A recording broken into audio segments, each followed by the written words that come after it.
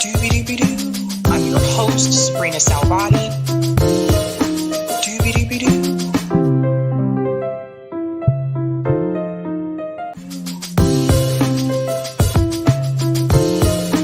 Doobie-doobie-doo. Doobie-doobie-doo. I'm your host, sabrinasalvati. Doobie-doobie-doo.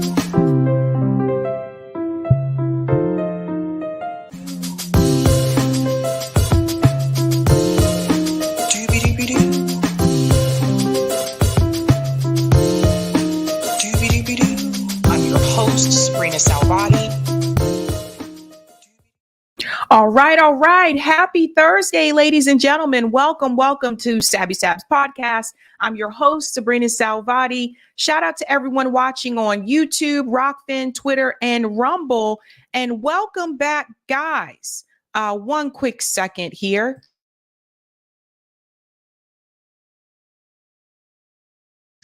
Okay, sorry. Welcome back, guys. Yes, I know, so much to discuss. I want to go ahead and start out by giving shout outs to people in the chat, and then we'll go to patrons and we'll dive right in. So let's go ahead and say hello to some of the fun folks here. What is up? JB, my comrade JB from RBN. Hello, everyone. Hope you're having a serendipitous evening. Make sure to like, share, subscribe, uhuru, forehead kisses. That's right, guys. Me and JB just interviewed Chairman Amali Yeshitela on Revolutionary Blackout Network. So check that out when you get an opportunity to do so. Shout out to Hannah G. Sabby, they fired Bree. Yeah, so I just found that out, honestly, like right before I went live. So I won't be able to discuss it tonight. I'll discuss it tomorrow because I heard from some people that it may have something to do with the radar that she did today. I don't know. I haven't seen it yet, so I need to have time to look through some of those things. You guys know I was talking about this a couple days ago, that she was being heavily attacked on Twitter by Zionists because of that debate that she had. So they were calling her all kind of names like DEI Barbie and all that kind of stuff. You know, it's interesting. DEI towards Black people has basically become the new N word. So it's interesting that they can throw those kind of words around towards other groups, right? And nothing happens. Like, they're not losing their job. But no, I'm honestly not surprised. I had a feeling that this was coming because Rising is corporate media. We'll talk about this for a little bit. Rising is corporate media. Some people may not realize that, but it is. It's not independent media. It's owned by Nexstar. That's the same company that owns News Nation. So they're owned by they're under that same umbrella of Nexstar. It is very different than when Crystal and Sagar co-hosted Rising. So it's, you know, and even back then, I believe it was still corporate media, but this does not surprise me. We've seen this happen to other people. I saw it happen to Kim Iverson first. And remember, with Kim Iverson, it had nothing to do with Israel, and it was more around the pandemic. We saw it happen to Katie Halper, which in that particular situation, it did have to deal with Israel.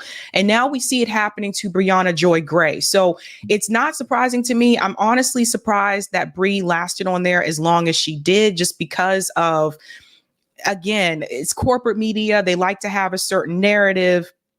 Some of the discussions that have taken place on the show, I think there were obviously times where I said to myself, I wonder how much longer Bree is going to do this. But the reality is she doesn't need them. This is just the reality. She does not need Rising. She's good on her own. And I'm thinking, if I were her, I would be thinking to myself now, you know what? Now I can spend more time working on, you know, Bad Faith and doing other things that I want to do over there, or maybe some other projects that I may be interested in. Because if you're on Rising, you're on there. I think Bree's on there, Monday through Thursday. So that's 4 days a week. In the morning, you record, and then they upload the videos. And I don't know what happens after that, but there may be things that they do together as coworkers after that. So there's that as well. And it really does take a lot of time out of your day. But I will say, you know, shame on Rising, but I'm not surprised. I'm really not surprised. But I wonder what Rising is going to do, because the reality is Bree is what brought some people back to Rising. When Crystal and Sagar left, a lot of people left, and Ryan Grimm became a co-host and people were like, what the heck? This is not entertaining anymore. It's not what it used to be. So then when Kim Iverson was brought on board at Rising, more people were started to tune in because she had pretty base positions when it came to the pandemic. And no, I didn't agree with Kim on everything, but it was very clear when it came to the pandemic that Kim Iverson heavily did her research. So she never showed up without some type of receipts. You know what I mean? And then there was the interview that they were going to have with Fauci. And then all of a sudden she's removed from that interview. Right. So again, that is a form of censorship. So all the times that I watched co-host on Rising talk about censorship and free speech, it was interesting because Rising itself was also doing censorship against their own host. So it was Kim Iverson I saw first, and I was not happy about that. I brought Kim on the show. She talked about that. And then later on, it was Katie Halper, and Katie Halper was fired because she decided to do a radar about Israel. And I guess they didn't like the type of context that she was going to give around it or whatever. But obviously, if you watch that monologue on Katie Halper's channel, you will see that it's very clear that Katie did her research. But again, that's not the narrative that they want to go towards. So there was that. And now it's Brianna Joy Gray. So when Katie got fired, people, started to leave again. People came back around because they were like, yay, Bree's doing really well when it comes to the Israel-Gaza issue, but also she was willing to promote certain voices on that show that were not promoted on that show before. And when Katie left the show, you remember one of the things that Bree said on her podcast was that she questioned whether or not she should stay there or should she leave in solidarity with Katie. And one of the things that she came up with is that, well, if I were to leave, well, then that means that certain voices would not get the opportunity to be elevated on this show. And that is a reality. And I think a lot of people don't realize that. You don't have to agree with all of Bree's takes. But the reality is there were certain people that were brought onto that show because Bree pushed for it, right? This is something I know Kim Iverson wanted to do when she was on Rising. She wanted to bring certain voices on that show. And at the time, the powers that be would not allow for that to happen. So they have gone through a number of producers from what I've seen, from what I understand, and it's just a mess. So I don't know how they're going to maintain an audience at this point in time, because like I said, there were a number of people that stuck around just because they wanted to see, Bree's takes. So she was able to keep an audience going on that show, particularly for those of us that are on the left. And now, what do you have, right? What do you have? How many times is this going to happen with Rising? I mean, they're just tossing people aside like they're yesterday's spaghetti or something. In today, gone tomorrow. And it's a problem. I don't know what their goal is. I don't know what they're trying to become as a network. But I will say, I'll keep it very clear and very real with all of you guys.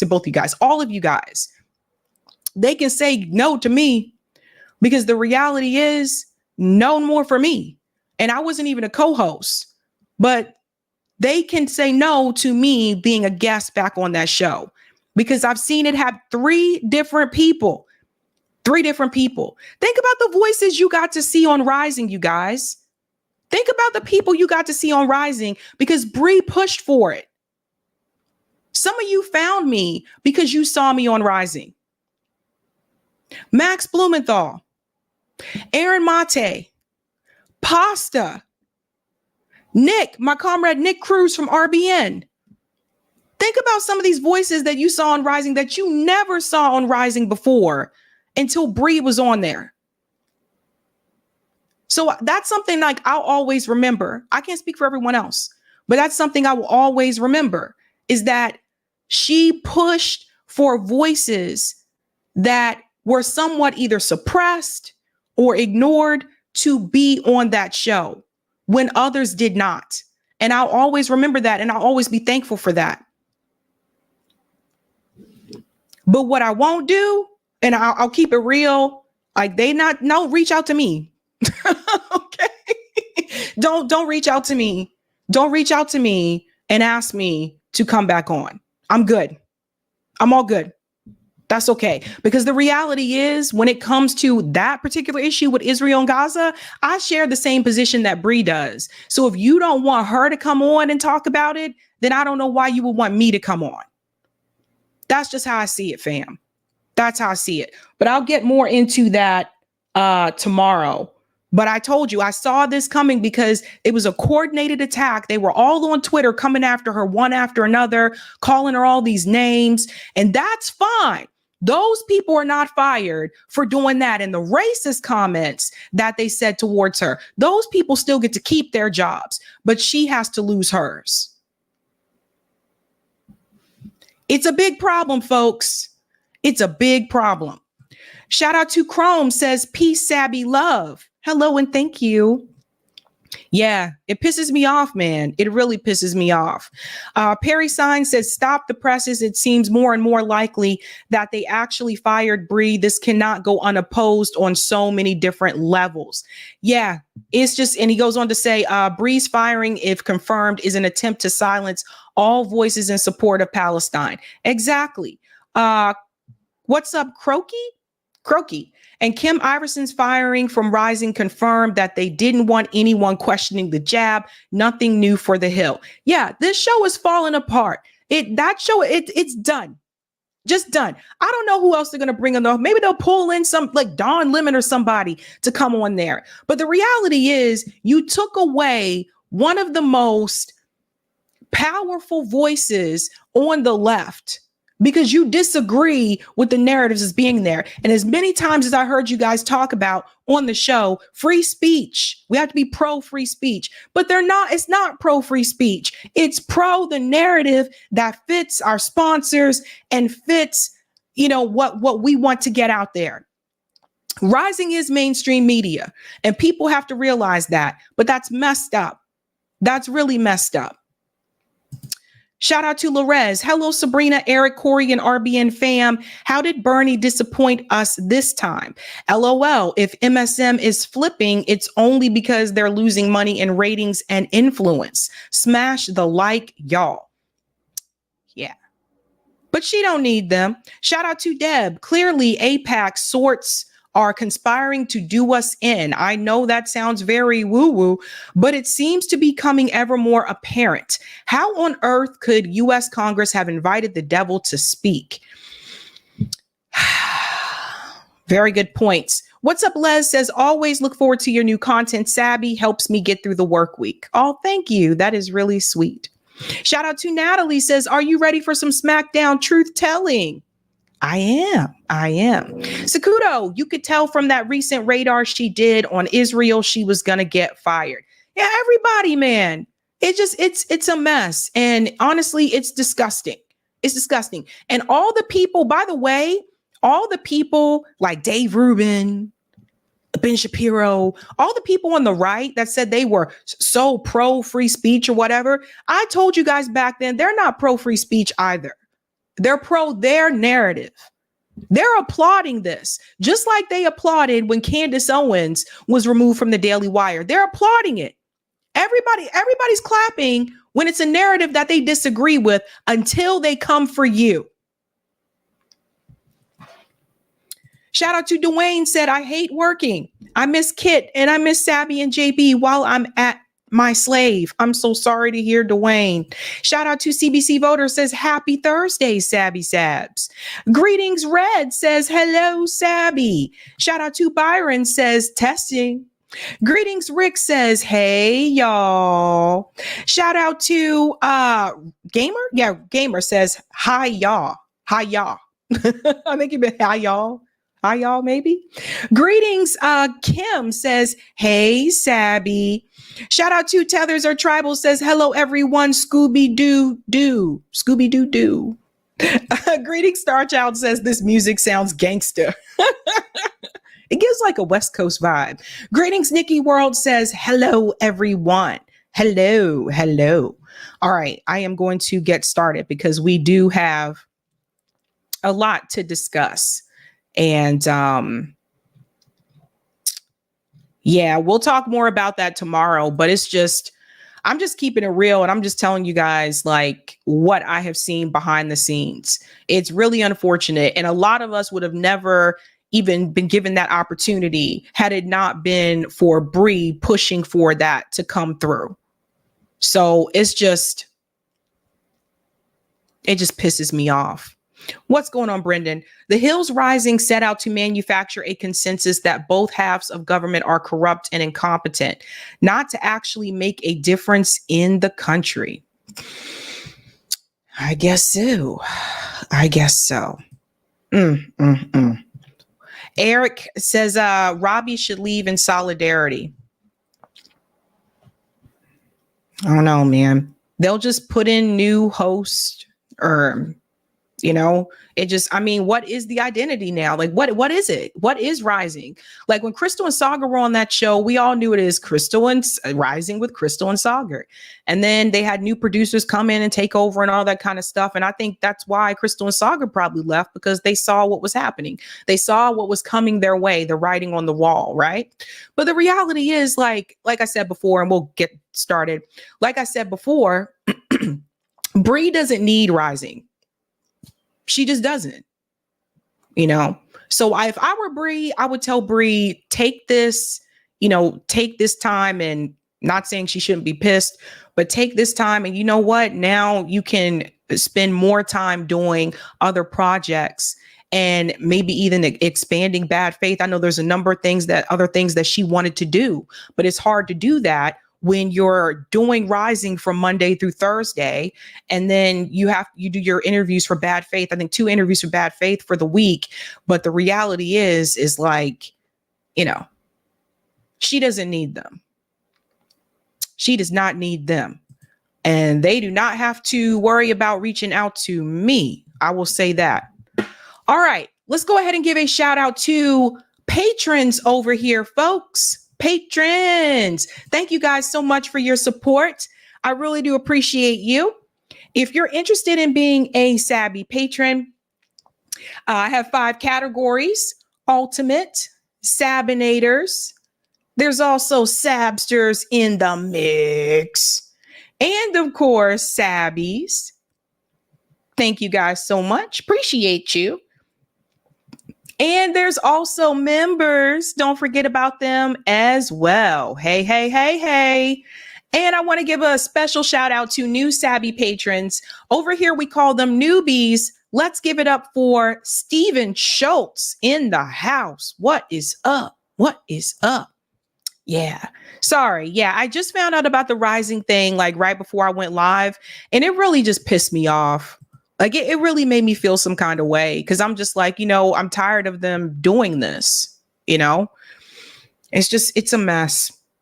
It's a mess. But I guess we should have known that was coming, right? This is why when people ask me, they say, Sabby, why would you be interested in doing da-da-da-da? No. This is why I don't take. Amanda says YouTube needs to set up more live collabs between content creators, taking away some of the nerve-wracking legwork of setting up interviews and debates. That's interesting. I'm always up for collabs and that kind of stuff. But I will say this, the reason why, because I told you guys before that I've been offered different opportunities. I would never say yes to the ones in mainstream media, which that's my response every time. Nope, sorry, don't do mainstream media. But I have been offered like other opportunities and I've turned them down because, again, like over here, it's just me, Eric behind the scenes, sometimes Corey behind the scenes, but it's different when you're working for someone. It's very different. And you guys see what's been happening over there at Rising, So this is exactly why I don't like to do these types of things, but I hear you. All right. Anywho, we have some things to talk about tonight. We'll talk about the Bree firing story tomorrow when I have more time to check out that radar, since a lot of people are saying that, that may have something to do with it. Tonight, we are discussing Piers Morgan flips. Yes, he flopped That's Piers Morgan there. And one of his guests that he interviewed recently, we're going to get into that. Piers Morgan decided to flip over Israel. This is a really heated discussion, but it was one that was needed. We're also going to discuss Joy Reid calls out Israel. Now, this is connected to that explosive article that was just released by the New York Times about Israel targeting politicians. So we're going to get into that. Bernie Sanders, ladies and gentlemen, is grilled to his face. And I mean to his face. To his face. Yeah, man, to his face. We're going to get into that. And last but not least, this is a story for the win if you have some type of resentment towards landlords. The FBI raids corporate landlords. Wait for that story. It is quite explosive. I think you're going to like the way that story turned out. New York Varsity says, why are only Black people getting canceled for this? That's a good question, New York Varsity. That is a good question. All right. Let's go ahead and dive in, guys. Let's do it. First story. The FBI. Get a load of this one. You're not going to believe it. You got to see it to believe it. The FBI actually just raided corporate landlords. Now, these corporate landlords, this company in particular, was caught doing rent price fixing. And what does this mean for you? So if you're tired of the landlord man, if you're tired of these rent prices continuing to increase, you got to check out this story. The FBI actually did some work. Some work. FBI raids corporate landlord in major rent pricing fixing probe. What it means for you. Let's get into this, folks. And then I'm going to show you the cost of living from that out of touch report to show you how that actually is connected here. In a dramatic turn of events that could have far-reaching implications for renters nationwide, the FBI conducted an unannounced raid on Cortland Management Headquarters in Atlanta on Wednesday, May 22nd. Listen to this. This action is part of a criminal antitrust investigation by the Department of Justice into allegations that Cortland has been involved in a conspiracy to artificially inflate apartment rents. This raid is more than just a legal drama. It's significant development that could impact millions of renters, including those in Rhode Island who have been grappling with soaring rental prices. So even though they raided in Atlanta, other areas are connected to this as well. At the heart of this investigation is RealPage, a software and consulting firm that allegedly orchestrates price fixing among large corporate landlords. RealPage's system, which is owned by Thoma Bravo, one of the largest private equity firms in the U.S., provides rental price recommendations to landlords. These recommendations are based on detailed real-time data shared by landlords, including pricing, inventory, and occupancy rates. Now get this. RealPage influence is extensive, affecting rents for 70% of multifamily apartment buildings and 16 million units across the country. So they are obviously not just in Atlanta. Who knows? Maybe your apartment building, may be participating in this or may have participated in this at one point in time. The scheme allegedly works by encouraging landlords to adopt RealPage's price recommendations, which they do 80 to 90% of the time. This coordinated effort among landlords to follow the software suggestions drives up rental prices by reducing the availability of units. So this is a case of supply and demand. So if they say there is a limitation on the available units, then obviously that is going to drive up the demand. If the supply is low, the demand is high, and that means more money for the landlords. It goes on to say, as one of RealPage's architects reportedly stated, the goal is to prevent landlords from undervaluing their properties, therefore, thereby ensuring higher rents nationwide. Higher rents nationwide. So this is part of the reason that the rent is too damn high. Cortland Management, which owns 85,000 rental units across 13 states, is a significant player in this alleged conspiracy. The impact of such practices is starkly evident in Atlanta, where 81% of a multifamily rental unit prices are set using software, and rents have skyrocketed by 80% since 2016. This price surge has occurred despite increasing vacancy rates, which would typically lead to lower rents. The adoption of RealPage's pricing recommendations by numerous landlords between 2015 and 2017, followed by RealPage's acquisition of its main rival, Lease Rent Option, in 2017, has given it unparalleled control over rental pricing. How many of you live in a state or city where you do not have rent control? That's me, right? So we don't have rent control. At one point, Boston did have rent control. They got rid of that. How many of you live in a city where there is no rent stabilization? That's also me.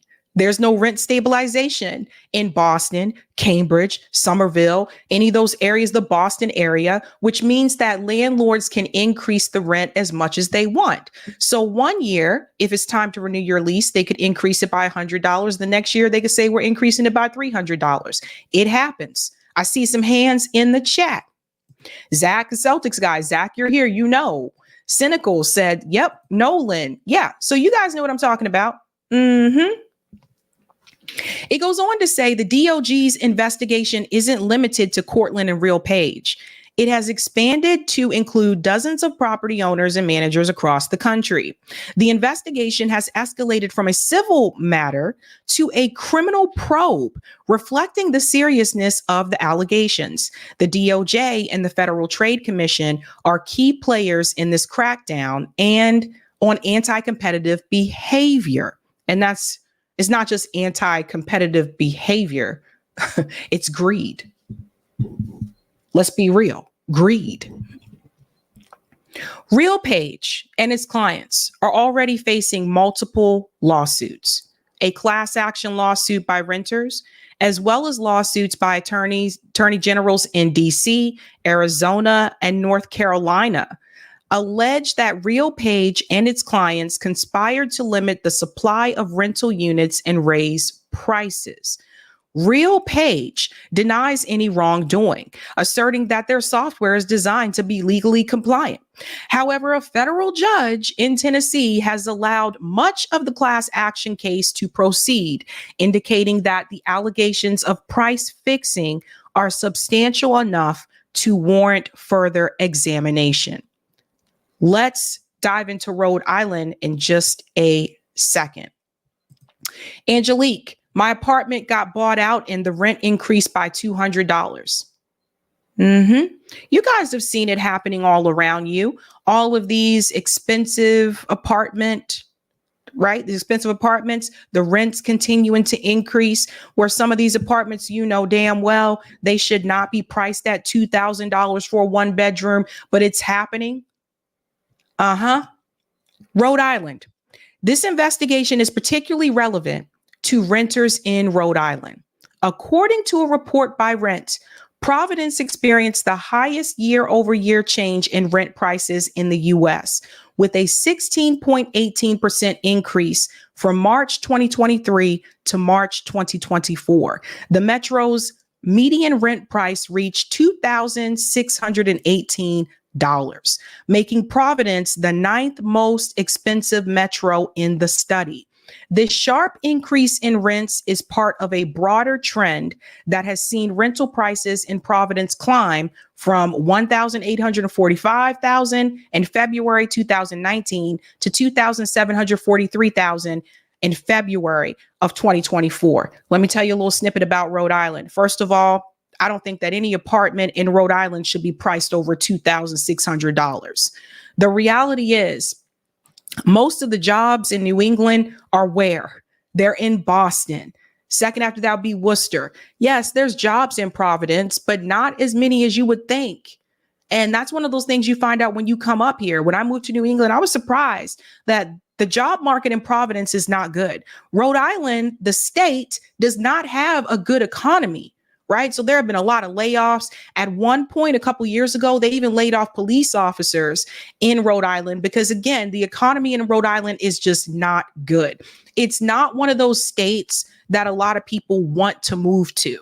So how do people end up there? Right. You're either from there, you have generations of families that are from Rhode Island, or maybe you come there for college. So if you go to Brown University, you may end up there because of that. Maybe you get a job like right after or whatever. But for the most part, you can see it. Like if you go to Rhode Island, you can see, you're like, damn, like somebody just let this state go. Like it's true. The economy is really bad. Mr. Worthless said, I understand Rhode Island is very corrupt. Well, if I remember correctly, I think the mayor, I have to double check this. Years ago, I think the mayor of Rhode Island was busted for racketeering. Like there is corruption there, right? So it goes on to say the Real Page investigation shines a light on how algorithmic price fixing can distort rental markets, leading to higher costs for renters. By using sophisticated software to coordinate pricing decisions among landlords, Real Page allegedly undermines the competitive market forces that would typically keep rents in check. This practice not only affects renters' wallets, but also exacerbates the broader issue of housing affordability, which is a critical concern for many Americans. So we can point fingers at Real Page, we can point fingers at Cortland, whoever you want. But the reality is, this does not happen unless you have a capitalist system. Under a capitalist system, this is allowed to happen. So it's just one of those things. And this is why I've said before, everyone deserves to have a roof over their head. Food, clothing, shelter. Everyone deserves those things. But when you have capitalism in a capitalist system, these things are allowed to happen. I got to check my connection here, guys, just to make sure I'm stable. My connection is stable, but I think so. It's been wonky with me, but it looks like it's going for a while. I think one of these windows I might have to close. So that's something to think about, the capitalist system and how we are affected with that. Now, when I first saw this, I said to myself, well, I'll be damned. The FBI actually did something. Thank you, Black Ronin. Buddy is who you're talking about, Sabby. And yes, Rhode Island is extremely corrupt. That was his name. Yes, he was busted for racketeering. Kid you not. Kid you not. So this brings up a bigger issue. Obviously, this is corrupt. Obviously, this is wrong. And when you think about what these landlords are doing, how they have been getting over on the workers, because that's how I want to frame this, getting over on the workers, getting over on people like you. I want to bring you back to that out of touch, the out of reach housing report of 2023. Now, Rhode Island, they said these average apartments now being priced at $2,600. Let's bring up this report. If you have never seen this before, some of you have seen me show this, but newbies may have not. National Low Income Housing Coalition. This is the out of reach, the high cost of housing report. Okay. For 2023, 2024's report will be available in July. Let's just hover over Rhode Island because I want to show you something. That little state right over there. Boop. Rhode Island. Rhode Island is number 16th in the highest housing wage. That's the rank for Rhode Island, that little itty bitty state. You need to make $27.78 an hour to afford a 2-bedroom rental home in Rhode Island. You need to work 85 hours a week if you make minimum wage to afford a 2-bedroom apartment. Now think about what I just told you about the apartments being priced at $2,000, $600,000. How many people in Rhode Island are making $27.78 an hour? How many people? Because do you think the people that work at Dunkin' Donuts, do you think they're making that price? I doubt it. I doubt it. No. Starbucks, McDonald's, even some of the people that work in the hotels, in the hotel industry, are not making $27.78 an hour. So they are basically pricing these houses and the apartments, actually. They are fixing rent prices for these apartments in such a way where the average working class person cannot afford it. They're not even going to meet the income requirement. Don't you have to have, what they say, 3 months rent up front at most places, or first, last security? Is that what we're calling it these days? Isn't that what you really need to have? So there's that. Some apartment complex will tell you you need to make 3 times the rent. So if the rent continues to increase and your salary doesn't increase to adjust for that, where are you going to live? Fat Man TV said fast food is laying people off by the thousands due to low sales and higher wages. It's crazy, man. It's crazy. Now that's just Rhode Island, but we can look, California is the worst one. California. They are number 1 in the highest housing wage. In California, you need to make $42.25 an hour to afford a 2-bedroom rental. I'm willing to bet a lot of people in California are not making $42 an hour. If you're making minimum wage, you need to work 109 hours a week to afford a 2-bedroom rental. And listen, fam, it's not just the blue states, because that's kind of easy to eye. But honestly, check out Florida. Florida is red. It's no longer a swing state. Florida is ranked 11th in the highest housing wage. You need to earn $30.59 an hour to afford a 2-bedroom rental in Florida. You need to work 111 hours a week if you make minimum wage to afford that 2-bedroom rental. So let me tell you something, okay? Ron DeSantis, as much as he wants to complain about the blue states, his state isn't faring too well either.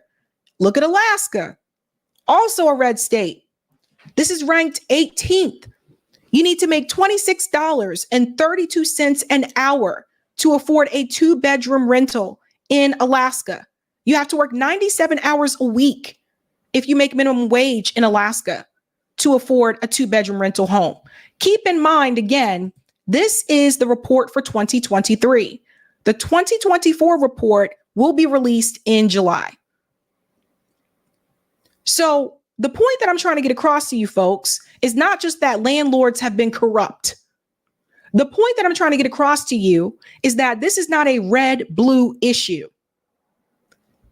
This is a us versus them issue. And by us, I mean the 99%.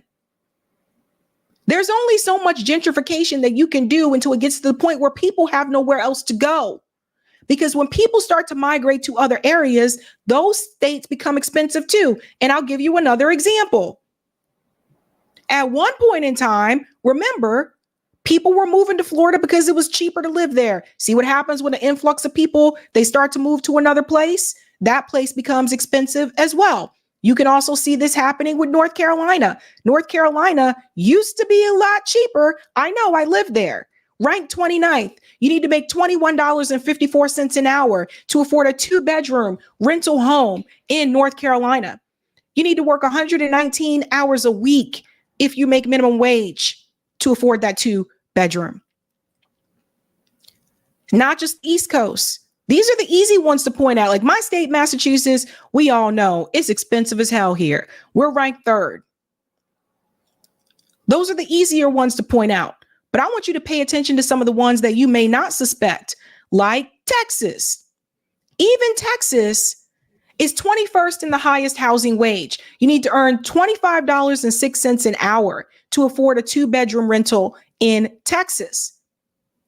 So you see, guys, the solution, and I've said this again, the solution is not, well, just move to Michigan. Just move to Colorado. Colorado was ranked 8th. People did these things. People moved to Colorado. People moved to Nevada. How was Nevada in the dark blue? Nevada is ranked 15th. So we have a bigger problem on our hands. Now, there is always Puerto Rico. Puerto Rico is ranked 52nd because Puerto Rico, you only need to make $10.36 an hour to afford a 2-bedroom rental. However, I'm willing to bet you if an influx of people move to Puerto Rico within the next 2 years, I'm willing to bet you that will increase because the demand is increasing. So the solution is never to tell someone just move to a cheaper state. Because once upon a time, when I lived in North Carolina was that cheaper state. Not so much anymore. Someone was asking, what website is this? I just want to pull up to the top. Whee! This is called the National Low Income Housing Coalition. It is the Out of Reach, the High Cost of Housing Report. Okay. And it's cool because you can click on different states. Like if I clicked on, let's go to Nevada. If I clicked on Nevada, where it says more info, if I clicked on that, I could see more detailed information here, right? Number of renter households over 480,000. You can see all of that.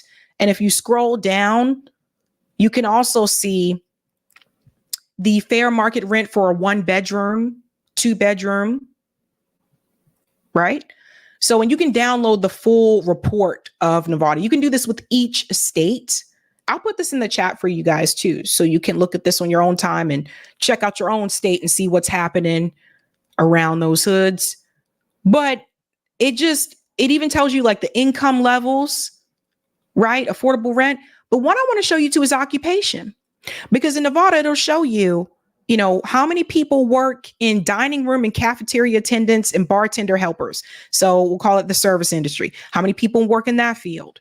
How many people work with gambling? So you got Vegas there. So a little bit different. How many people waitresses, right? How many people are bartenders, fast food workers? What do you notice, guys? Right? Cashiers. This is why I said before, the average middle-aged woman in the United States is a retail worker.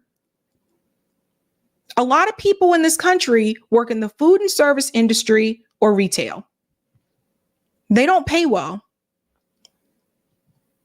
So yes, the landlords have been getting over. They really have. But they're doing it because they're allowed to do so. There's a lot of greed. And you also need to talk about some of these investors that are buying up apartment buildings from landlords, just cash, and kicking those people out. That's been happening in Boston for years. Where is everyone supposed to go? Makes you wonder. Let's go to some of the comments here. Actually, let me put this in the chat as well, because I think you guys want this site. Did that take me to Nevada? Yeah, I'll put this here. That way you can have that as well. It's a great report to have. Let's go to some of the comments. Gabby says, I currently live in North Carolina. When I arrived over a decade ago, the rent was reasonable, but currently the rental price is high. Yeah. Oh, yeah. Yeah. A big influx of people came in to move into Charlotte, Raleigh, Durham, Chapel Hill area. It's expensive. North Carolina is no longer cheap. And this is what happens. I saw an article recently written by the Boston Globe, where they were telling young kids, like all the young college graduates, to move to Michigan and Wisconsin. Great. Okay. So then Michigan and Wisconsin will become expensive as well, because that's what will happen when you have an influx of people come in. These are the kind of things that we need to think about, right? Let's go to some of the comments here. Shout out to Carlette Strachan for becoming a Sabby member. Whoop, whoop. Thank you, Perry, for the super chat. Justice for Bree. Yeah, Def, man, Def. I'll reach out to her after the show. It's crazy, man. Like, I literally found that out like right before I went live. The Oracle says this is where capitalism will always go without strong controls and antitrust regulations and enforcement. Here you go. Thank you, New York Varsity. Rents jumped 30.4% nationwide between 2019 and 2023, while wages during that same period rose 20.2%, according to CBS. I can't imagine urban areas. Mm-hmm. And it makes you wonder, too, wages rose for who, right? Makes you wonder. What's up, Vietnam? What happened to Bree? Bree made an announcement that she was fired from Rising. I'm going to talk about it tomorrow when I have more time to go over it. But yeah, it's a mess, man. It is a mess. Okay. If you are just joining me and haven't had a chance to do so, smash that like button. If you're new, don't forget to like, sub, and share, Care Bears. And we're moving on to the next story here. So Bernie Sanders has decided to speak out against Netanyahu's visit or expected visit to Congress. Now, he is heavily against this. However, you do know as well, I told you Bernie Sanders is trying to both sides the issue when it comes to Israel and Gaza. He'll still tell you that Israel has a right to exist. He'll still tell you to support and vote for Joe Biden. And Bernie Sanders recently actually had pushback about that to his face about supporting Joe Biden from all people, from Naomi Klein, which is really interesting. But first, let's take a look at what Bernie Sanders said here about Netanyahu's invitation to Congress. Let's go ahead and bring this up here. You do not honor a foreign leader by addressing a joint session of Congress who is currently engaged in creating the worst humanitarian disaster in the modern history of this country. Obviously, as we all know, Israel has a right to defend itself against Hamas terrorism and the terrible attack of October 7th. Why does only Israel have the right to defend itself? Why is it that only Israel has the right to defend itself? The Palestinian people don't have the right to defend themselves against the aggressions from Israel, whether it's in the West Bank or Gaza. Why is it that only Israel has that right? You see the framing? Like I said, he tries to both sides this issue. What it is doing now is going to war against the entire Palestinian people. And what we are seeing now is starvation and famine impacting thousands and thousands of children. The architect of that policy is not somebody you honor by bringing to the United States Congress, in my view. I want to play for you something that the Speaker of the House, Mike Johnson, had to say about you specifically, because I want to give you an opportunity to respond. He's one of the four leaders that invited Netanyahu. And this is what Speaker Johnson had to say about your objections to Netanyahu coming. Take a listen. This is a time to choose a side. If Bernie Sanders wants to side with the terrorists, that's so be it. And if other Democrats want to do that, it's on them. But I'm telling you, I pray and hope and expect that most of the members of the House of both parties and the Senate will join us for this historic address. What do you say to being accused of siding with the terrorists if you do not join? I mean, it is a disgusting lie. He said it yesterday. He said it again today. And I guess, you know, if you are part of the MAGA group, right-wing Republicans, big lies are what you do. You just say lies over and over again, and you hope people believe them.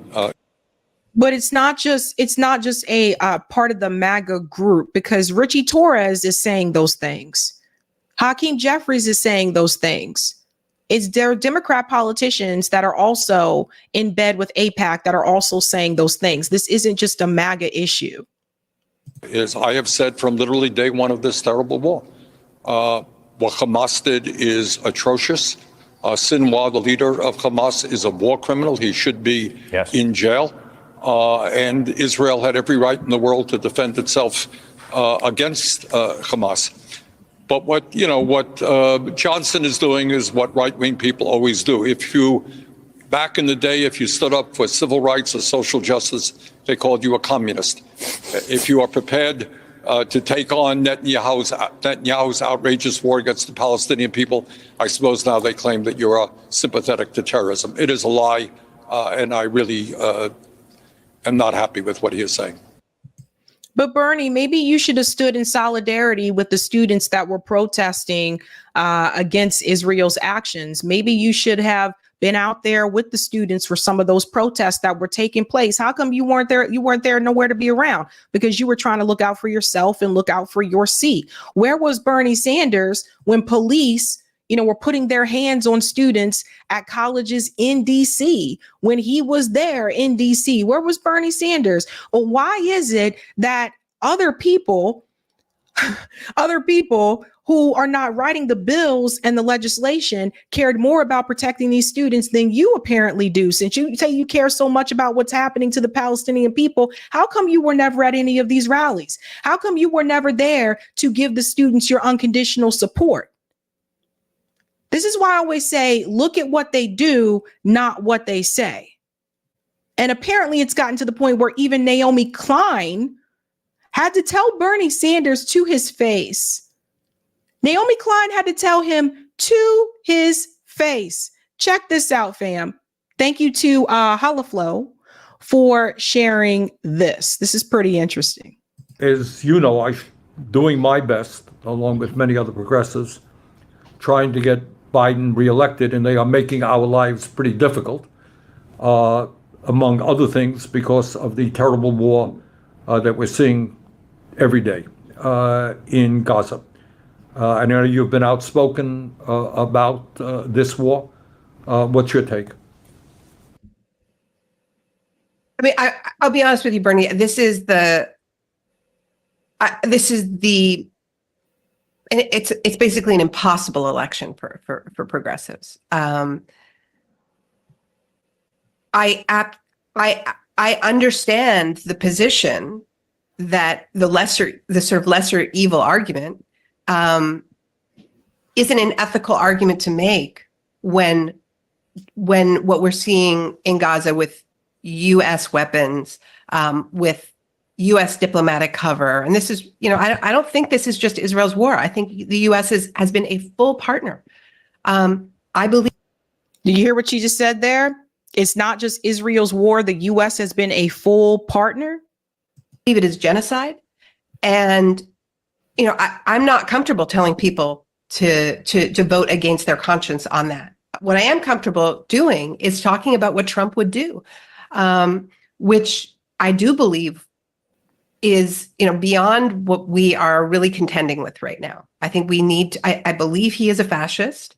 I believe that we are talking about a terrain where we are, where organizing is criminalized across the board. I think we should take him literally when he, just said a couple of days ago or just yesterday, I don't know when this is going to air, that, he would just get rid of those protesters overnight. Look, yeah, but let me add this here, because she does mention this later as well about the Biden administration. We also need to remember that, I don't know if you guys saw this earlier today, but Israel just bombed the UN school. They just bombed the UN school, killing more children, right? They bombed the tent camp in Rafah. This is all happening under Joe Biden. So this is what I mean about being covert versus being overt. Trump is overt about what he intends to do. He says it just blatantly out and loud and proud.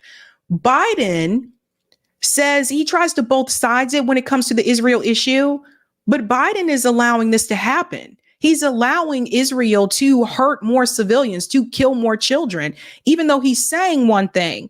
So Biden is more covert.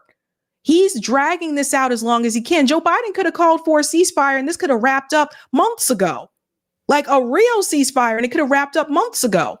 Joe Biden could have stopped giving any type of weapons or aid to Israel months ago, and this could have been wrapped up, but he's still supporting it.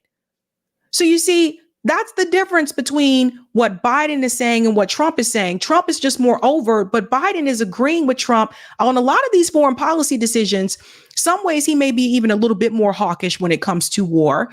But the thing is that Biden also agrees with what is happening. If he didn't fully agree with it, he would stop giving Israel the weapons.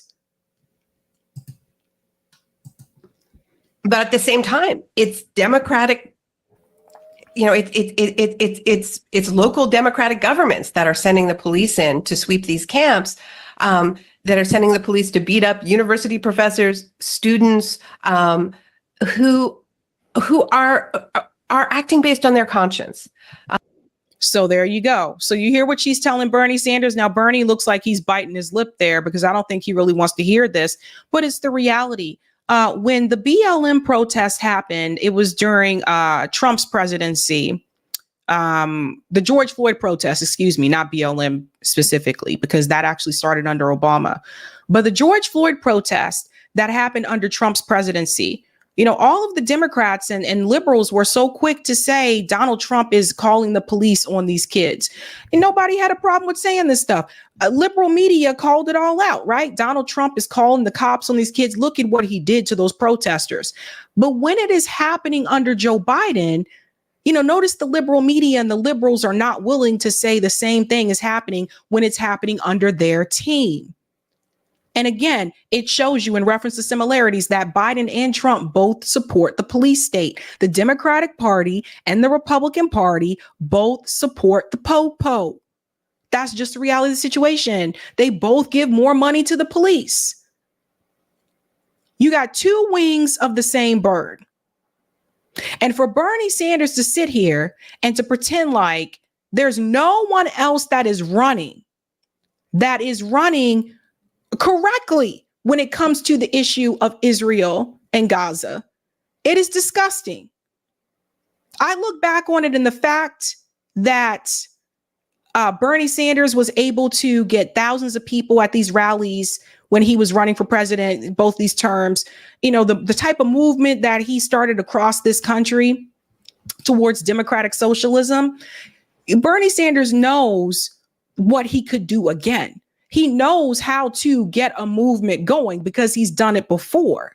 So the fact that Bernie Sanders is sitting there tight-lipped when even some of the commentators that heavily supported and endorsed him during his campaigns have decided to drop the duopoly and say that they are supporting Jill Stein, particularly because of the issue of Israel and Gaza. For Bernie Sanders to sit there and pretend like nobody else is running in a different direction when it comes to that particular issue, it's really disgusting. And I said this years ago, Bernie Sanders needs to give me back the money that I donated to his campaign. He is the reason why, till this day, I will not donate money to another campaign. I will not. And this is why I haven't, because I threw money down the drain. And some of you did too. I'm sure some of you watching donated money to Bernie as well, but he knows what can be done. So he just sits there tight-lipped. I don't know what they have on Bernie Sanders. I don't know what, Congress has on Sanders. I don't know what any of these organizations, maybe AIPAC, has on Bernie Sanders. But for Bernie Sanders to sit there and pretend like there is not a movement that can be started once again, it's disgusting and it's pathetic. What happened? The attack on Rafah, on a camp of people who've been displaced multiple times, 2 days after the ICJ, the International Court of Justice, ordered Israel to halt its attack on Rafah because it was in violation potentially of the Genocide Convention. We have to take this extremely seriously because, Netanyahu says, oh, it was a mistake, right? I mean, that's always the answer. I mean, either it's always that it's Hamas embedding in civilian infrastructure, or it was a mistake. But at a certain point, you have to consider the possibility that it is what it looks like, which is and I want to hear your take on this, Bernie, because you have been outspoken on the need to get humanitarian aid in there. And you have been blocked again and again and again through all kinds of creative ways, whether it's Israel cutting off the crossings, or whether it's soldiers looking the other way, or collaborating with settlers who are attacking the humanitarian aid. At a certain point, we have to say, this is what it looks like. This is an attempt to eliminate a people in whole or in part. Gaza has, you mentioned my book, The Shock Doctrine. I think what... Pause there just for a second. So you see what's happening here? She's telling Bernie Sanders this to his face. Bernie Sanders is being grilled to his face by Naomi Klein. She is telling Bernie Sanders, yes, there is a genocide taking place, since he doesn't want to say it.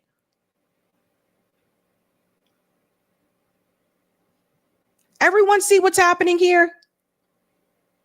He won't say it. What we're seeing is the most violent example of what I was writing about in that book, of using a shock to push through a pre-existing agenda. And the pre-existing agenda was, look, Israel did not want those people in Gaza because they represent a quote unquote demographic threat to Israel's majority.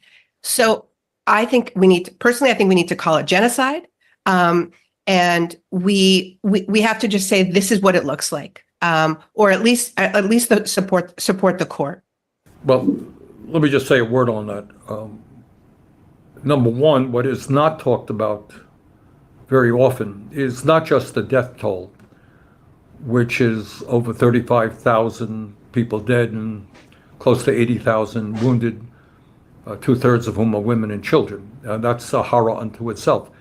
But what is not really talked about, Naomi, all that much is the very clear and systematic destruction of the society, the Gazan society. All of this is happening under President Joe Biden, who Bernie Sanders is continuing to endorse. So you can't sit here and talk about the destruction of the Palestinian society in Gaza when the person that you endorse is the one that is supplying the weapons that is allowing it to happen. So to me, it's very simple. If it were me, and if I were in the Senate, and if I was still, well, he's not even part of the Democratic Party, he's a registered independent.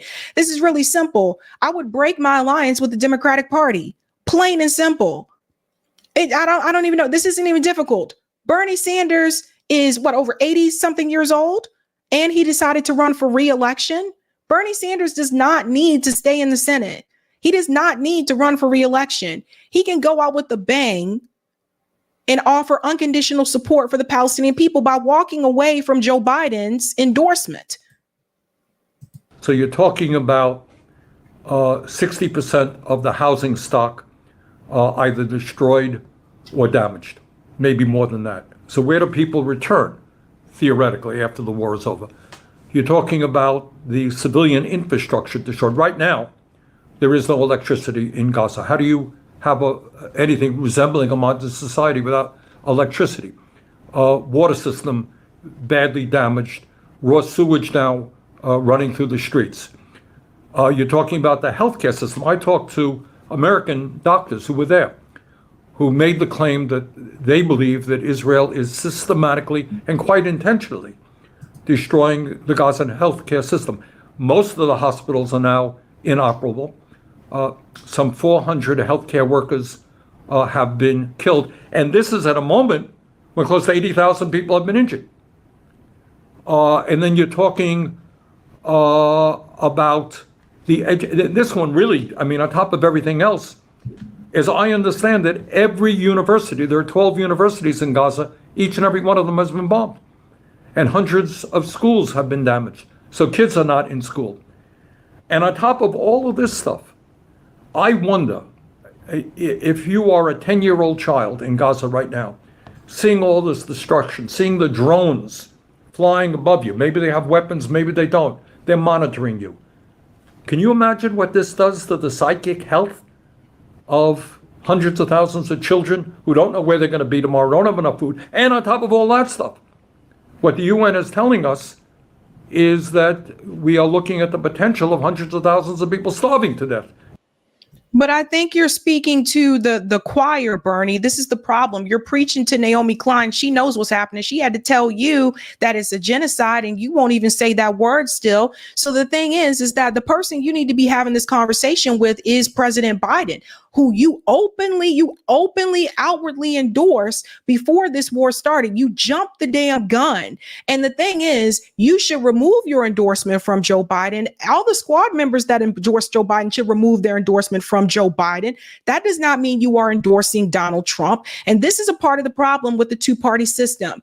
Once you are a part of one of those parties, and particularly if you're a politician, at the end of the day, you have to go along with the party dynamics if you want to continue to keep your seat, or you lose your seat. You lose your seat by them pushing you out. Even some of the own members of your own party will help you get pushed out.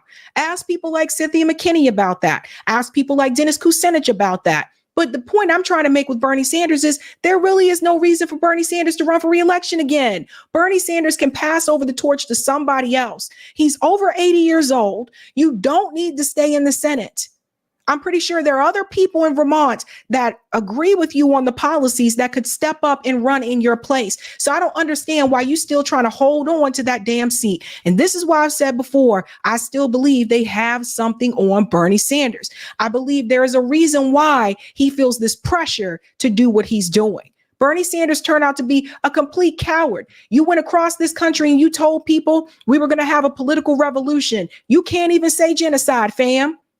You can't even say genocide, fam. You went around this country preaching at different colleges and universities, speaking over 10,000 people at Boston Common. You can't say the word genocide?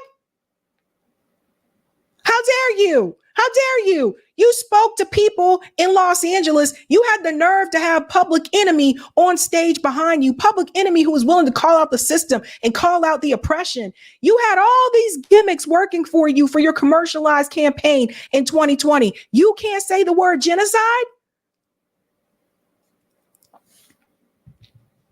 Naomi Klein had to come onto your show and tell you to your face. In the year 2024, because Israel has effectively blocked routes of the trucks that are needed. So it is a horror on top of a horror, my view, very simply stated, where the United States obviously has leverage, is we have put in and are putting in right now billions and billions of dollars to Netanyahu's war machine. And I think the message should be a very simple one. Hey, guess what, Mr. Netanyahu? You're not getting another nickel unless A, B, C, and D. But that certainly is not the position of the administration. But what I want to get back to, where you and I may have a slight disagreement, is I understand, believe me, I understand that it is hard for many people to say, I'm not going to vote for Biden. This is just too much. But I think what we need is a level of maturity to say, yeah, guess what? If you don't vote for Biden, look at what you're going to be looking at in terms of Trump. So let's jump in here for just a second, because you see what Bernie Sanders is doing. Here we go with the Trump fear mongering. So Joe Biden has to earn votes. Joe Biden did not earn your vote. So he just laid out everything that has happened to the Palestinian people. That's just since October 7th, not talking about what happened to them before October 7th, not talking about the West Bank, people were being kicked out of their homes by settlers, not talking about that, not talking about the Nakba, not talking about what has gone on with the Palestinian people over decades, just starting with what has happened to them since October 7th. He just laid all that out for you, explained to you that there's a humanitarian crisis, that people are starving, etc. But he then goes on to tell you that you need to be mature and vote for Joe Biden. I would argue that being mature is not voting for someone that is actively funding and participating in a genocide. Israel is able to do what they're doing because of the weapons that are sent to them from the United States, because Joe Biden has approved it to be so. And now they're inviting the war criminal Netanyahu to Congress. So it's nice It's nice that Bernie Sanders is saying he will not be a part of that discussion. He doesn't want to participate because Netanyahu's a war criminal. Totally get that. That's great. But the problem is, Bernie, you are still endorsing and supporting the person who is allowing it to happen in the first damn place. You're supporting and endorsing the person that has given Israel the tools that they need to continue to kill more Palestinian people. So until you can stand up to the person that is issuing out the weapons, you have no room to talk here. No room to talk here. So he's trying to use Trump derangement syndrome because this is what the Democratic Party is pushing them to do. Just like they pushed him to tell your supporters to vote for Hillary, just like they pushed him to tell your supporters to vote for Biden in 2020, they are now pushing Bernie Sanders to do it again. And this is why we never really got any left success on a national level in this country. This is why we don't have progressive policies passed in this country, because when it came to the progressive movement, we did not hold the line. Now, I don't mean us, but I mean the figureheads of the progressive movement, the Bernies, the AOCs, they did not hold the line in the end. And that's why we do not have progressive policies on a national level. Now, some have been passed by the states on the local levels, exactly. But on a national level, it hasn't. No one held the line. If you continue to give the Democratic Party everything that they want, if you continue to give the establishment what they want, because otherwise we're going to get Donald Trump, why will they move to the left to suit you? I said the same thing when it comes to African-American votes. Those of us that want reparations, why would you continue to vote for parties, either one of these parties, that are not going to give you any type of reparations, any type of repair for descendants of slavery in this country? Why are you just giving away your vote just because? And they're not giving you anything on the table. I never understood this. I never understood this. You don't owe these people anything. What have they done for your community? How are the schools? If the schools are still falling apart, if the schools are still under-resourced, if the housing is still falling apart, why are you continuing to give these people your votes? And when I say this, people get upset and they say, oh, no, you're promoting Trump. No, I'm not promoting Donald Trump. I'm asking you to use some damn common sense. Because next time, it won't be Trump. It will be someone else. And then it'll be another person. And another person. And that's the way they continue to keep the status quo. That's how they'll keep you in line. So my own view is we got to mobilize. We have to be honest with the American people and say, look, we categorically disagree with Biden on Gaza. We have other disagreements with him as well. But our job is not only to get him reelected, to defeat Trump, but to continue the effort to create a strong grassroots movement, maybe led by the trade unions. And we've seen some really good activity lately on the part of trade unionism, the progressive community, to fight for the kind of nation that we know we want. And when you talk about the Bannons and the Trumps of the world, they have no serious ideas. We understand the need for Medicare for all, for taxing the rich, for expanding Social Security and Medicare, for obviously dealing with the existential threat of climate. We're trying to deal with real issues in real ways, which ain't easy.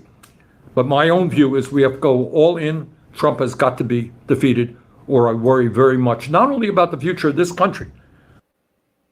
So here we go again. Bernie Sanders playing the same old game. What was interesting is that he said we may disagree with Biden when it comes to Gaza, and we may disagree with him on a whole other bunch of issues, but we have to reelect him. Now, why would you reelect someone that you disagree with on that many issues? And the reality is Joe Biden didn't have a strong base. He never did. People voted for him because they didn't want Donald Trump. So Joe Biden did not develop a strong base, and here he is. This is what happens. Bernie Sanders saying all of that. I want to show you something that was said that is actually really disgusting. And this is the part that, again, Joe Biden is supporting all of this. Joe Biden is supporting all of this. Again, this is the guy who has taken the most money from the Israeli lobby, going back to his days when he was a senator. If you add it all up, he's taken over $5 million from the Israeli lobby. Now, there was just this summit in Nashville, an Israel summit held in Nashville. I want you to hear what was said, outwardly calling for ethnic cleansing. The minimum victory is that Gaza will be smaller at the day after, that at least all the northern area of the Gaza Strip will be at the hands of Israel. This is why the Jewish people has to be the only one to control this area from the river to the sea. Third option, if you want to leave, also please feel free. We will even pay you whatever you want. Just find yourself another country. Please feel free to do whatever you want. So he says, find yourself another country. Feel free to do whatever you want. Isn't this the same thing that happened to Jewish people? So you see what's happening? America or somewhere else? You want them? You don't want them. Why? They're so nice. And you probably could get a very large proportion of Israelis, maybe 80, that would support annexing parts of Gaza and chucking as many people as possibly would be willing to leave. Openly calling for ethnic cleansing at a Nashville summit. Openly calling for it.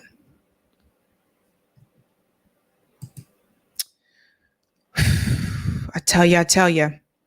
If you haven't had a chance to do so, smash that like button. Thank you. If you're new, don't forget to like, sub, and share. Thank you. Kudos, fams. Kudos. Let's go to some of the comments in the chat. Holy smoke. Shout out to Tron for the $99.99 super sticker. Thank you so much, Tron. Damn.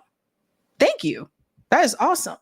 Shout out to P. Smith for being a member for 9 months. Says, I have a great landlord, but her heating bills went up 74% since 2020. All items, toilets, paint, carpets, exterminator, etc., doubled too. That doesn't surprise me. What's up, Pastor Wheeler? Says, maybe ask Reid to come on the show. I can do that. I'm pretty sure a lot of people are asking her that right now, though. Just keep that in mind. Be easy. He says, Bree made that show. I won't be watching The Hill any longer. Good riddance. I feel you, Bree. I was about to call you Bree. I feel you, Be Easy. I'm on the same boat. I have no reason to watch it now. There's that. What's up, Brand? They just keep beating that dead horse. I agree. Thank you for the super chat, collectivists. Communism knows there are no good landlords. Thank you for the super sticker, Jasmine Harrell. Thank you, Scott. Love your show. Totes agree with all your takes. Totes? Oh, are you from the UK? Especially the Bernie letdown.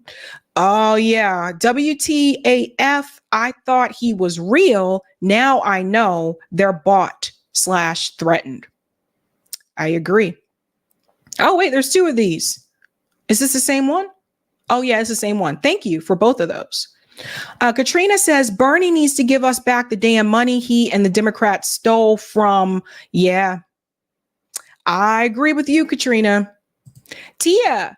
Now Sanders just sucks and people have stopped trusting him. The man couldn't fill a booth in a restaurant. Yeah, it's very different now, isn't it? Compared to those other days, it is very different now. Shout out to I think it's supposed to be No Name, maybe, for gifting 1 Sabby membership. Shout out and thank you. Thank you, Jasmine Harrell. Liberals are enablers of all this corruption. I agree. Lance, you can't be progressive and support a fascist state's right to exist. Ooh, that's a good one, Lance. You can't be progressive and support a fascist state's right to exist. Good point. Shout out to Robert Templeton for gifting 5 Sabby Sabs memberships. So it looked like 6 of you just became Sabby members. Thank you, Jasmine. YouTube sometimes makes it hard for me to speak the way I want. And I'm not cursing anybody out with my critiques, just being blunt about blue MAGA corruption. It doesn't always let me send those messages. Oh, that could be the settings. I might have to check the settings in my YouTube studio because I haven't adjusted it. So whatever it's automatically set to, that could be what it's doing. So I'll have to check that. And thank you so much for the sticker. That's what I do. Thank you so much, Mr. or Mrs. That's what I do. That's what I do. Is what it is. Okay. All right, guys. Let's move on to our next story here. This is pretty interesting. A New York Times article, or we'll call it an expose, that was just released is actually calling out Israel on secretly targeting U.S. lawmakers with an influence campaign on the Gaza war. Now, this is not shocking to me. What is shocking to me is that the New York Times reported it. It makes me wonder if they're trying to redeem themselves for the bad articles that they've had since the start of Israel's assault on Gaza. Kind of makes me wonder about that. But this is really informative. And I also was kind of surprised that Joy Reid actually decided to call out Israel for this. So we're starting to see some things with mainstream media. Maybe MSNBC is like, well, damn it, CNN did 2 investigations where they found where Israel was lying. We got to do something. We got to do something. So here is Joy Reid commenting on this New York Times article where they reveal how Israel had created fake accounts. Let's get into this, and then we'll get into a little bit more detail in the article. Turns out it isn't just our enemies unleashing influence campaigns on U.S. public opinion, but apparently our allies as well. The New York Times is reporting that Israel organized and paid for an influence campaign last year that targeted U.S. lawmakers with pro-Israel messaging, using hundreds of fake accounts that posed as real Americans on the app formerly known as Twitter, as well as on Facebook and Instagram to post pro-Israel comments about the war. So let's pause here, guys. This is something I've been trying to warn people about. Do not respond to those accounts on social media. Some people are being paid for sending that information. So just ignore them. It's the best thing you can do. Don't respond to the Zionist accounts, the racist attacks that's coming from those accounts. Don't respond to it. It's a scam. It's a game, right? So some of them are paid to do it. And some of those accounts, they're posing as real people, but they're not real people. the war. The campaign was commissioned by an Israeli government body that allocated about $2 million to the operation beginning last October. The accounts focused on U.S. lawmakers who are Black and Democratic, including House Minority Leader Hakeem Jeffries and Senator Raphael Warnock of Georgia, with posts urging them to continue funding Israel's military. Seems like the political marketing firm that carried this out knew that young Black Americans are some of the biggest and loudest opponents of the war. Though it's not clear why they thought politicians could change their minds more than the actual images on their phones. Now, let me tell you how they have exposed themselves with what she just said, right? So Joy Reid, she just told you that young Black Americans are the most vocal and outspoken against the war in Gaza.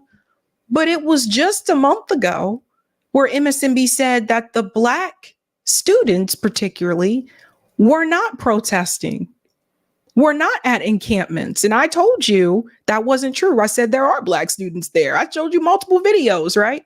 But now they're saying that the Black student, that the Black, when they're talking about the younger Black people, that's what they're talking about, are the most vocal, when just a month ago they told you that they weren't. Which is it? Interesting. So they are targeting Black lawmakers. The Times also reports that this operation is the first documented case of the Israeli government organizing a campaign to influence the U.S. government. But get this, the other countries that are believed to back similar influence campaigns like these are the United States, as well as Iran, North Korea, China, and Russia. Nice company we keep. Luckily, the campaign had minimal impact and was sloppy in its execution. To no one's surprise, it still remains active on Elon's X. But this is only the tip of the iceberg in terms of the Israeli government's alleged interference.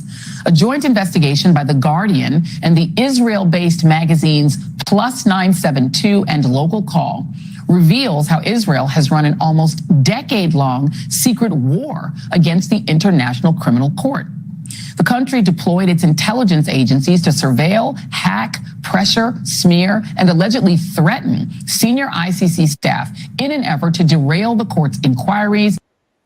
How is this even legal? How is this even allowed? So you see, this is going back. We're talking about a 9-year war on the ICC exposed. So notice now some of the mainstream media outlets are starting to turn against Israel, whether it's the New York Times, whether it's the Guardian. Notice what they're trying to do. And I wonder if it has something to do with what is happening to the Washington Post. For those who are not aware, the Washington Post, they have announced that they're going to have to make layoffs because guess what? People don't want to read their articles anymore because guys know that you're just writers for the State Department. You just repeat the State Department narrative. That's it. And people want truth. People want substance.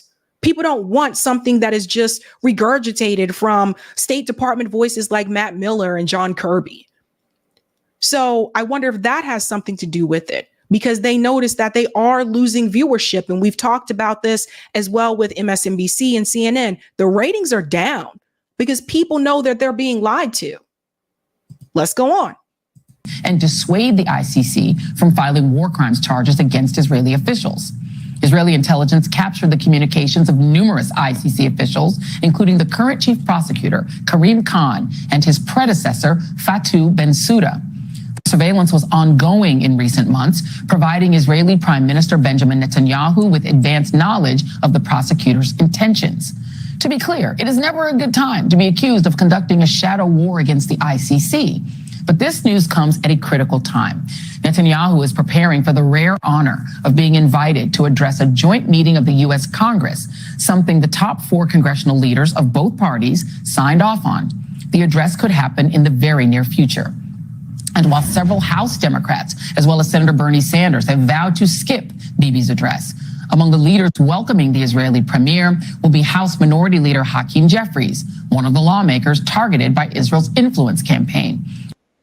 Well, yes, Hakeem Jeffries was targeted, but Hakeem Jeffries proudly has taken money from the Israeli lobby. We're going to show you some receipts there in a second. So I don't want you to hear this and think that Hakeem Jeffries was some type of victim. Okay. He said so himself that he would consider Israel to be the 6th borough of New York. So he's no victim. As well as Senate Majority Leader Chuck Schumer, who back in March called on Israel to hold new elections because Netanyahu had, quote, lost his way. Awkward. And that's tonight's readout. You're supposed to say it like this, Joy. Awkward. You're supposed to say it like that. Awkward. Anywho, let's go into this article a little bit deeper here. Let's bring this up. This is the article that she is referring to, this New York Times piece that was just released. Israel secretly targets U.S. lawmakers with influence campaign on the Gaza war. So yes, and you'll notice here, who are the people at the top? It is Richie Torres and it is Hakeem Jeffries. Richie Torres, again, is not some type of victim. I'm going to show you how he was called out recently at an event. He's not a victim. He openly and proudly takes money from the Israeli lobby as well, just like Hakeem Jeffries. And he honestly, most of the speeches that you see him do is in support of Israel. When does Richie Torres actually make a speech to stand up for his constituents in the Bronx? I don't hear Richie Torres speaking that passionately about Afro-Latinos in the Bronx. Do you? No. Let's go on. So here's some of the details here. It says Israel organized and paid an influence campaign last year targeting U.S. lawmakers and the American public with the pro-Israel messaging as it aimed to foster support for its actions in the war in Gaza. Now, I want to jump down here where they start to give out a little bit more information.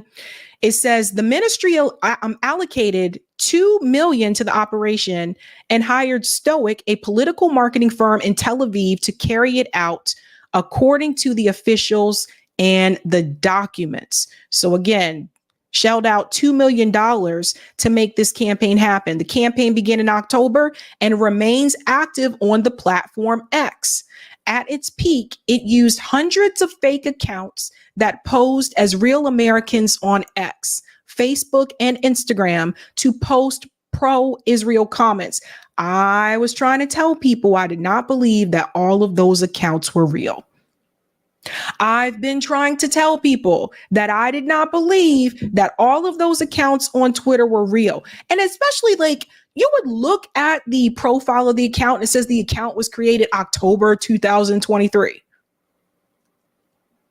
Real, I'm like, all of these accounts? Anyone find that to be a little bit suspicious? It goes on to say, at its peak, it used hundreds of fake accounts. Oh, I said that part, sorry. The accounts focused on U.S. lawmakers, particularly ones who are Black Democrats. Hakeem Jeffries, Raphael Warnock, two of the ones that are mentioned here, urging them to continue funding Israel's military. So for the people who tell me don't talk about Gaza, this is not our issue, just focus on what's happening to the American people, and I continue to tell you that you have to connect foreign policy to domestic policy, this is a perfect example in doing so. Notice how they are focusing on Black Democrats. That is who they chose to target. Why? Because they want the Black community to come around.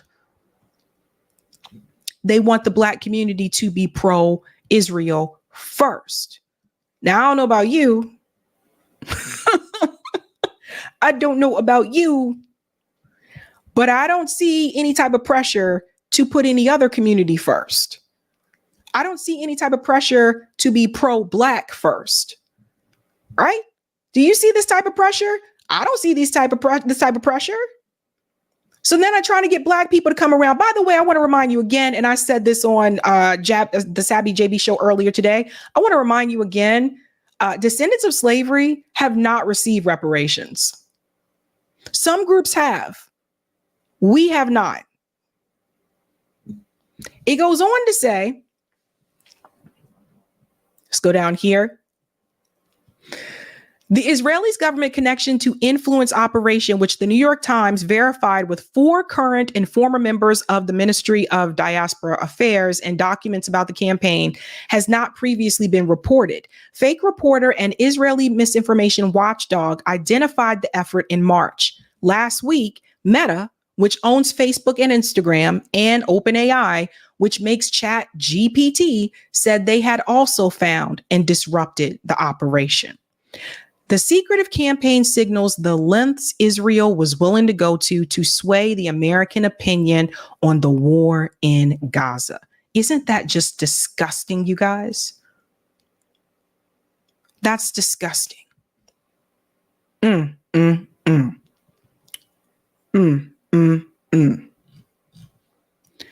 Goes on to say the United States has long been one of Israel's staunchest allies, with President Biden recently signing a $15 billion military aid package for the country.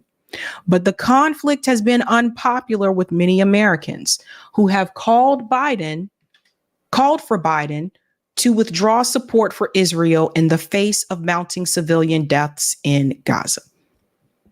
And then you'll see here, and I just want to highlight something else from this article here. The campaign didn't have a widespread impact. Meta and OpenAI said last week the fake accounts accumulated more than 40,000 followers across X, Facebook, Instagram, Fake Reporter has found it.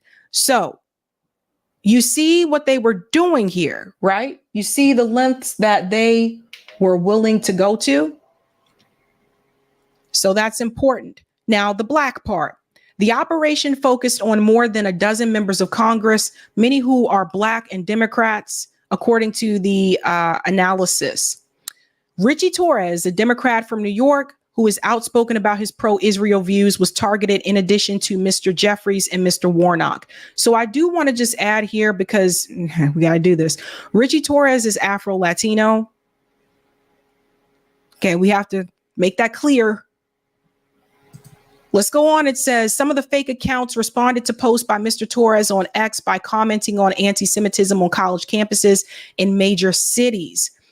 Mr. Torres, in response to the post on X by Mr. Torres about fire safety, one fake account replied, Hamas is perpetuating the conflict. You see what was happening here? What a mess. What a mess. Now, again, don't look at Richie Torres and Hakeem Jeffries like they are victims, because you can see here, Hakeem Jeffries, like I said, proudly takes money from the Israeli lobby. He has taken over $1.3 million from the Israeli lobby. Hakeem Jeffries. Track APAC has been tracking all of this, right? So you can follow them on Twitter and you can see this. But proudly takes that money. So he's not a victim. And Hakeem Jeffries knows better, because Hakeem Jeffries has family members that were actually pro-Palestine. He knows better. So it just tells you he's a bought shill. Richie Torres, no different. Proudly taking money from the Israeli lobby. Over 1.5 million altogether over the years. Richie Torres, right? So you see, it's just, yeah, Carl for President Anthony says pure evil. Yeah, it is. It's disgusting. It's disgusting. And every time I turn around and there's an event to support Israel, you always see his face there. He's always somewhere to be found. I don't never, and tell me, any of you watching that live in the Bronx, you ever hear this man say anything about the Bronx community? What's needed in the Bronx? You know, right? Isn't the Bronx the poorest borough in New York? Do you ever hear him advocate for the Bronx the way that he advocates for Israel? Jose Vega is running against him. Jose will be here next week. He's running as an independent.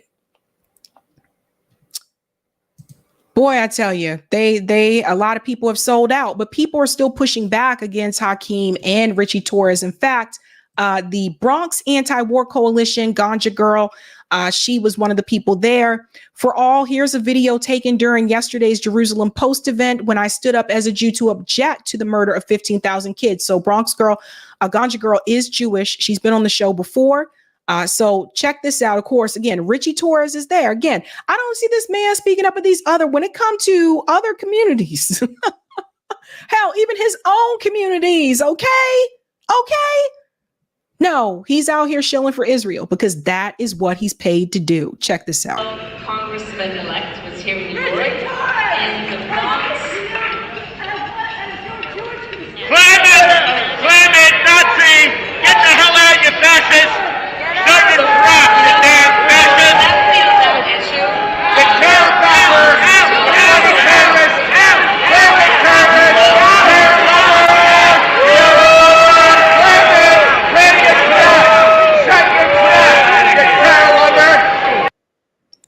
So it appears they only want to like some Jewish people, right? And as she says, his community is APAC. Crazy, isn't it? Crazy, isn't it? Poorest district. But there is some good news. There's some good news, not with those guys. But I do want to show you something else that happened today. Shout out to Brighton PSC for announcing this news, because there are some wins that are happening. They may be small wins, but I do want to acknowledge them. Brighton Council Planning Committee have just voted unanimously to refuse the L3 Harris Arms Factory extension, a massive victory for community resistance and organizing. Check this out. Just in case anybody hasn't heard, inside this building today, Brighton Council voted against the extension of L3 Harris.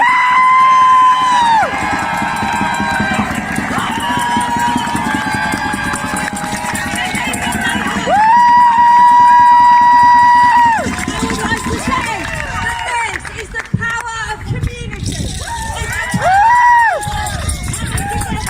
the power of people refusing to tolerate people who are complicit in genocide.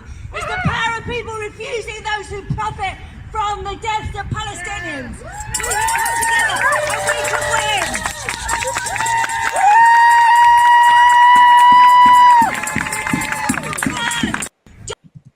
So we got to take some of those wins, right? I mean, it's a small win, but I think that's awesome that happened, and hopefully more will continue. But yeah. It's crazy out here, folks. It's crazy. Let's go to some of the comments here. It's been a mess, but hang in there, guys. You know, like I said, like, I really do feel like they're trying to drag this war out, right? The elections in November, I feel like that's what they're trying to do. And it's just sad because people are dying. And if you're cheering on the death, particularly the death of children, you're a sick person. Just period. Sick. And I don't think this helps Jewish people at all. And I've spoken to friends of mine that are Jewish, and they don't feel that this is helping them at all. At all. Thank you so much for the super chat, Paul. Let's all hashtag vote blue except you know who for president. That's interesting, Paul. Thank you, Nas, for the super chat. When the genocides first started, I saw a lot of young Black people being very outraged. So they have been outspoken since the beginning. P.S. Unsubscribe from the Rising now. Yeah, bruh. I don't even know. But you're right. Like, when I was covering the protests from the very beginning, like, there were definitely many Black people out there. But the media didn't want you. Mainstream media didn't want you to know that or hear that. But yeah, Rising can kick rocks. Thank you for the super chat, Dre. Joy Reid, check. What is it? Oh, Joy Reid. Bleach blonde wig, check. Bad build, check. Butch body, she's Marjorie T. Green for Halloween. Oh, Dre, that's mean. Come on, Dre. I usually try not to hit people with the looks. I try to hit them with the, get them with the facts. Thank you, Paul. Third party for POTUS, blue for House and Senate, except for genocide apologists. Vote blue except you know who. Thank you for that. I don't vote blue or red. So there's that. Thank you, Courtney. Oh, look at CNN and BSNBC calling out Israel to compete with independent media to save their jobs. I like that, Courtney. Thank you for this one as well. Hakeem Jeffries got crazy eyes too. He looks confused every time he's on camera. He does sometimes. He does. Thank you, Emily. Red line protest, June 8th, go to Code Pink site. Yes. I did shout that out. I'll shout it out again tomorrow. I'll show the announcement for that protest as well, because I know that's another one that's coming up. Eager Boxer. Ma'am, please bring Scott Ritter. I have to reach back out to Scott. Thank you for the reminder. I have to reach back out. I will fair warn you, though, I'm not the only person that's reaching out to him at this point in time. So it may take some time, but I will do that. Thank you so much. Based. Yeah. We are moving on to the final story. Tori goes, Joy knows she's wrong for that blonde pack of noodles on her. Oh my God. You guys are a trip. You guys are a trip. Okay. Let's go ahead and get into our final story, guys. Piers Morgan flips. So believe it or not, I think it has been quite some time since we've heard Piers Morgan say, but do you condemn Hamas? Just kidding. He's been saying that over and over and over again, right? Except for now. In this recent discussion, Piers Morgan has actually taken the other side. Now, this is different. So I feel like after the attack on the tent community in Rafah, even Piers Morgan is having a difficult time justifying what Israel is doing. Let's get started with this clip. It is called You're Going to Kill Civilians, Israel Rafah Debate with Piers Morgan and this crazy woman on the right. Let's get into it. Warfare, move forward 2005, Israel leaves the Gaza Strip. 2009, another peace deal offered by Ehud Olmert, going even further than Ehud Barak, and them saying no again. So my conclusion is, and the conclusion of a lot of people in this country who are fatigued by this full attempt that they are saying that they want a state, is that the crux of the problem is not that there isn't a Palestinian state. The crux of the problem is that there's a Jewish state that they have never ideologically accepted exists. And in their educational system, he talks that they want peace. Why are they paying terrorist pensions? He talks that they want peace. Why is in the educational system talk about the right to return and the destruction of the state of Israel? If that's what they want, why are they telling the people exactly the opposite? Okay. So she's talking about the fact that the Palestinian people have been offered, the two-state solution, or been offered a state before. I've spoken to Max Blumenthal about that on the show before, and Max has explained they were not really offered their own state. The other thing I want to mention too, which she conveniently leaves out, and a lot of people do who make this talking point, is that Palestinian people were never offered the right to return. And why is it that they should not be allowed to return? That would be like, imagine if you grew up in North Carolina and let's say you were pushed out because of gentrification. Let's use a better example. You grew up in New York, but let's say in Brooklyn, but you were pushed out because of gentrification. Let's use that as an example, right? So you move further south where it was cheaper. Say you move to South Carolina. Then you decide one day, you know what? I've had good years here. I've saved up my money, and I'm going to move back to New York. Imagine if you show up and at the state line, they tell you you're not allowed to come back here. It just really does not make any sense. It's ridiculous to tell people they don't have the right to return. Now, that is a mild example, but still, I say that to make a point. That is ridiculous. Let me bring in Wajah Ali. You've been waiting very patiently. I mean, there's a question in that, which I think is a very valid one, which I also asked the ambassador. He seems to think that you can have post-war a situation where Hamas still form part of a government, governing in Gaza, for example. I just don't think Israel's ever going to wear that, and I completely understand why they would feel that way, and I'd agree with them. Do you think it's possible to have Hamas as forming any part of a government in Gaza after this? The year is 2024. Israel has occupied Palestinians in East Jerusalem, in West Bank, and in Gaza for nearly 60 years. In the West Bank, there is no Hamas. Hamas does not control it. What is Israel's excuse? Over 500 people have died. No one's talking about that right now because of the genocide in Gaza. They have expanded settlements. Palestinians live under apartheid law. You know this. In Gaza, over the past 7 months, Piers, over 36,000 people have died. You and I have seen it. You and I have been outraged by it. You and I have seen the burned bodies in Rafah. Over 80,000 people have been injured. Over 1.5 million people have been displaced. As long as there is an occupation, even if you get rid of Hamas, and as we have seen in the past 7-8 months, Hamas will not be destroyed. They have been weakened, but Israel has already failed in its war because, as we have seen, Hamas will not be destroyed. Even if Hamas gets destroyed, something else will pop up. I'll give you an example. Early 80s. Pause. This is a very good point that he mentions here. And I think this is why it's important that we continue to say to end the occupation and end the oppression. That is the reality of the situation. As long as these people are occupied, as long as they don't have freedom of movement, okay, say that Israel does take out Hamas. Another group would emerge because the people are occupied. So the overall solution in the end is to end the occupation and to end the oppression. Palestinians need to be treated as equal people. Like this, I can't even believe I need to say this in 2024. Why do you even need the two-state solution? I told you it's dead in the water. We told you this. We found this out years ago. I found this out 2 years ago when the Palestinian Network explained to me why this would not work this day and time.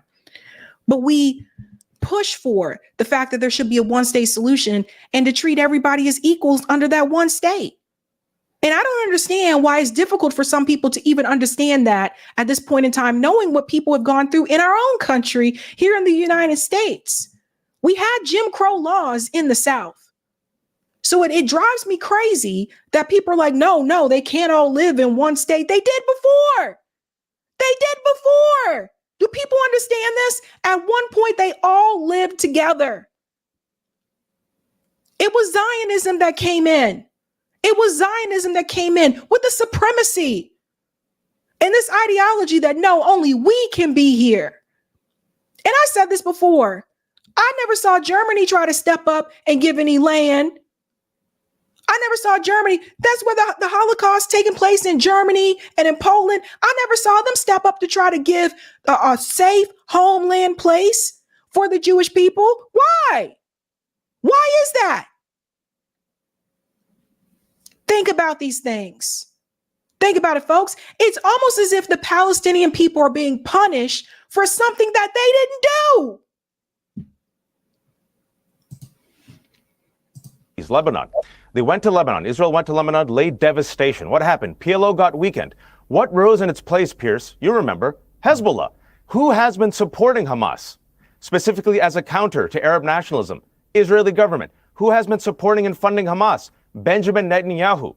So who here the ICC has said has committed war crimes? Netanyahu and the leaders of Hamas. The reality is, unfortunately, as much as all of us hate Hamas, and we do, it has committed terrorism against Israel. Right now, the problem is the occupying power, occupying Palestinians. And I will say this, Israel should call out Hamas's bluff. Hamas said, if Israel accepts two states, we will lay down our arms. All right, call Hamas's bluff. Last month, Hamas said, we accept Qatar and Egypt's peace plan. Antony Blinken said it was very, very generous. Who torpedoed it? Netanyahu. We just saw on Friday, President Biden, who has been weakened, humiliated, and mocked and ridiculed by his greatest ally, more like an enemy, Netanyahu. The next day, Saturday, Piers, who rejected Israel's own peace plan? Netanyahu. So I'm telling you, as long as Israel occupies Palestinians and Israel chooses to occupy Palestinians, and Netanyahu and the government say no two states, there will always be a resistance. That's the reality we have to deal with, unfortunately. Okay. He is 100% correct. And I couldn't have said it better myself. That's the reality, folks. You have to free these people. You cannot continue to occupy these people. You have to free them. Let's go on. Bring Fleur back in here. I mean, I don't think Hamas should form part of any government after this. I think they abrogated their right to govern anything, frankly, but what happened on October the 7th.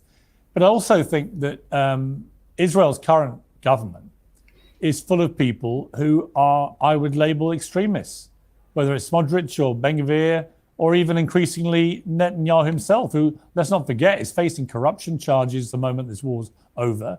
All the polling says that Israelis support the war on Hamas, but don't want him to continue as prime minister at the end of it. There's no motivation for him to end this war. In fact, the motivation is quite the opposite. And it's quite clear from the rhetoric of people like Smotrich and Ben-Gvir that they speak in virtual genocidal terms themselves. So yeah, I'm all in favor of Hamas being removed completely from any power. But I don't understand why any sensible person on the Israeli side would see that it would be good for anything going forward, particularly a two-state solution, to have people like Netanyahu, Smotrich, and Ben-Gvir anywhere near a government. What do you say to that? But they don't want a two-state solution. See, that's the thing. That's why they continue to say that they were offered a two-state solution. They don't want a two-state solution. Netanyahu's made it clear they want the land. They want the land in Gaza. They want the land in the West Bank. They want the Palestinian people gone. Either that means that they push them into other countries, or they do what they're doing now, which is killing those people. They want the land. Let's not forget Israel is also, they're bombing Lebanon right now. They got some stuff going on there too as well as Syria. So that's the thing, Piers. They don't want a two-state solution. They want the people gone. Well, the thing is, Piers, we're a democracy. And democracies, we have elections. Just because Hamas had an election and the PA haven't had an election in 19 years? Hamas haven't had an election in 17 years? We have elections. The people speak and they elect the leaders that they want. But it's very, very interesting how everybody's putting the blame on Netanyahu and this government when previous governments, some on the left, also were rejected. Also, the Palestinian leadership rejected statehood. What was the excuse then? Why don't we ask ourselves, what is the fundamental reason why Yasser Arafat and Mahmoud Abbas have said no to very generous peace deals? What is the reason why Hamas have rejected now a ceasefire deal 5 times? Generous according to who? It's generous according to what Israel thinks is generous. We can't forget the 2002 Arab Peace Initiative, which also at that point in time, that is one agreement that Israel rejected. So we can't sit here and pretend like it's just been Hamas that has not been accepting these agreements. Who accepted the ceasefire deal in exchange of the hostages just recently? Hamas did. Who rejected it? Israel did, despite what Joe Biden tried to tell you and try to pretend like this was Israel's proposal. It was his proposal, and Israel rejected it. So she doesn't want to mention that, right? Blinken did say that the deals were very generous, but it was Hamas who rejected it. And then they magically accepted a deal that we didn't even offer. And again, trying to manipulate the media. And so again, the question is not this government. It's very easy to blame this government right now. They're an easy target. What was the problem with the Ehud Barak government? What was the problem with the Ehud Olmert government? What was the problem with the Rabin government? Well, they didn't kill nearly 40,000 Palestinians in 8 months. First of all, please, Piers. So this is where Piers comes in. So Piers is taking a different side on this time around. Like, I think the attack, I saw his tweet. So I think the attack that happened at the Rafah camp really kind of set him off a little bit, because I did see some things that he said on Twitter, like, what the heck is, what are you guys doing? That kind of thing, right? But the thing that I want to point out really quickly, let's say she is correct. Let's say she is right that they rejected all these different, proposals for their own state or whatever. Okay, first of all, if I take land from you and I kick you out your house, I don't get to tell you what you should be offered. Let me say this again. If I take land from you and I kick you from your home, I do not get to tell you what you should be offered and what you should take. So there's that. If anything, the Palestinian people should be able to make the demands and get what they are owed. Fact. And then 3, just because, let's say they did not accept those proposals, so that gives you the right to steal their homes in the West Bank. That gives you the right to make them refugees. That gives you the right to shoot them, to beat them, to kill them, to take their children as prisoners. That gives you the right to treat them in such a way. Nobody wants to answer for that. We know that the numbers have gone up and down like yo-yos. Even the UN said last week that it wasn't how many do already you think have been 35, killed? that it was 20. All I can say to you is, how many do you think have been killed? We have, I would say, potentially around 20,000, because that's what the UN you have said, no idea. 22,000. You have no idea.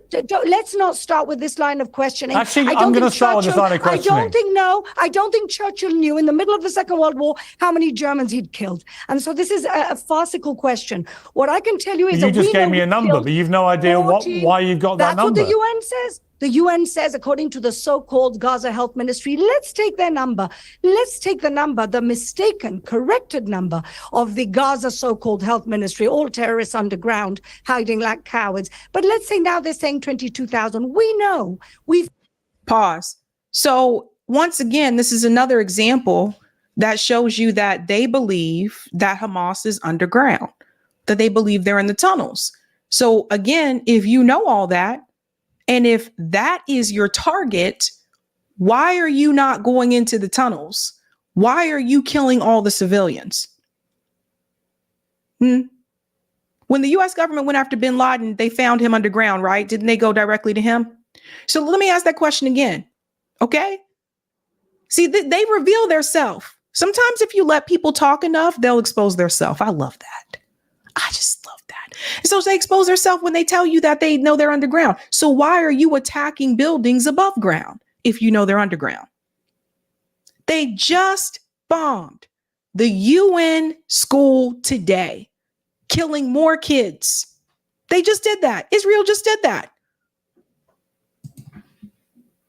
Killed 14,000 terrorists. No, you don't. Now you tell me. Don't. Yes, we do. No, you yes, don't. we do. So you tell me. No, I'm sorry. I'm not having that.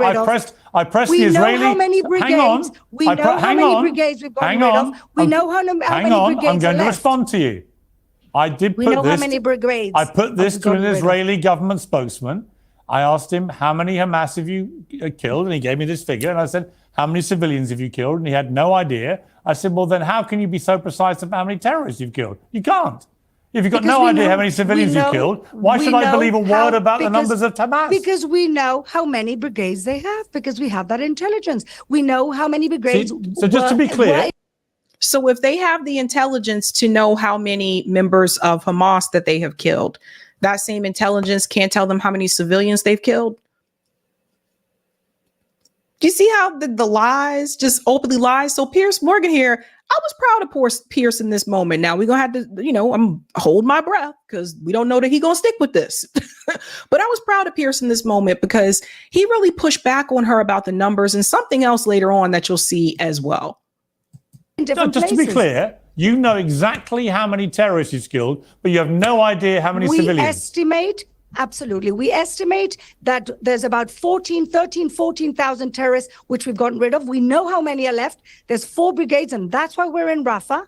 And how many civilians have you killed? The UN, again, Piers, in the middle of the Second World War, I don't think you could have pushed Churchill. You're doing it as well. Ask him. Sorry, What Fleur. am I doing? You're doing the same thing the government spokesman did. You know exactly how many terrorists you've killed, but you've no idea how many civilians. We don't know exactly. How convenient.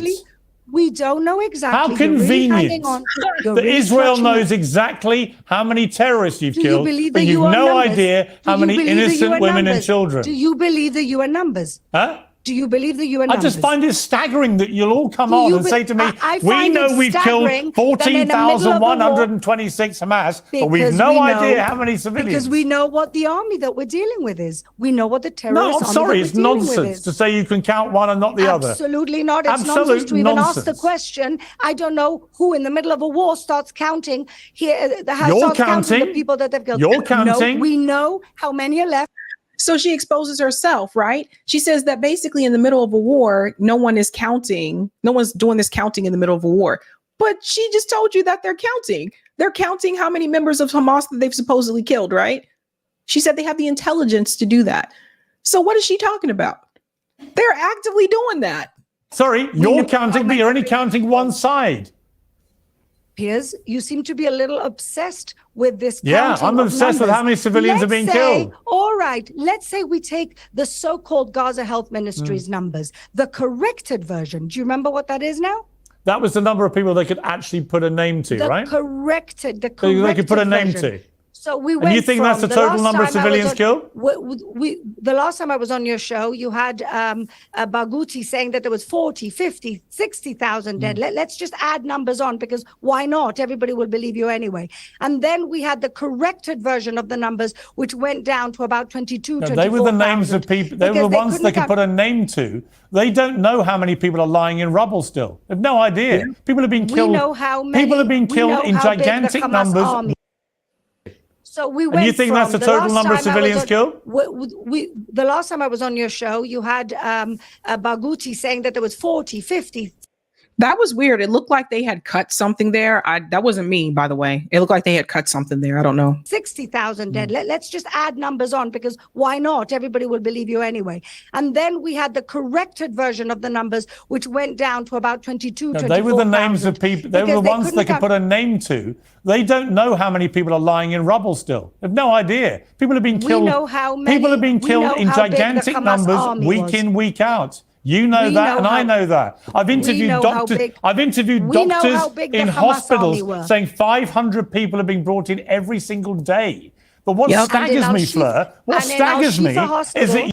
And nurses, there's been nurses interviewed, even on mainstream media, American nurses as well, Doctors Without Borders, talking about the numbers of the people that are coming in. You, like the government spokesman I interviewed, you are certain you know exactly how many terrorists you're killing, but you've no idea how many civilians. Let me bring you Wajah. We know how big the army. We know how big. Let me finish. No, I'm going to come to Wajah. I've given you a chance to respond. When Al-Shifa Hospital can't just keep talking. When Al-Shifa Hospital was bombed by the Palestinians, we're not going back again to that. They said there were 500 dead. The next day, when it turned out to be a Hamas rocket, there were 26 dead. I know. Think about that every time you believe the numbers. Yeah.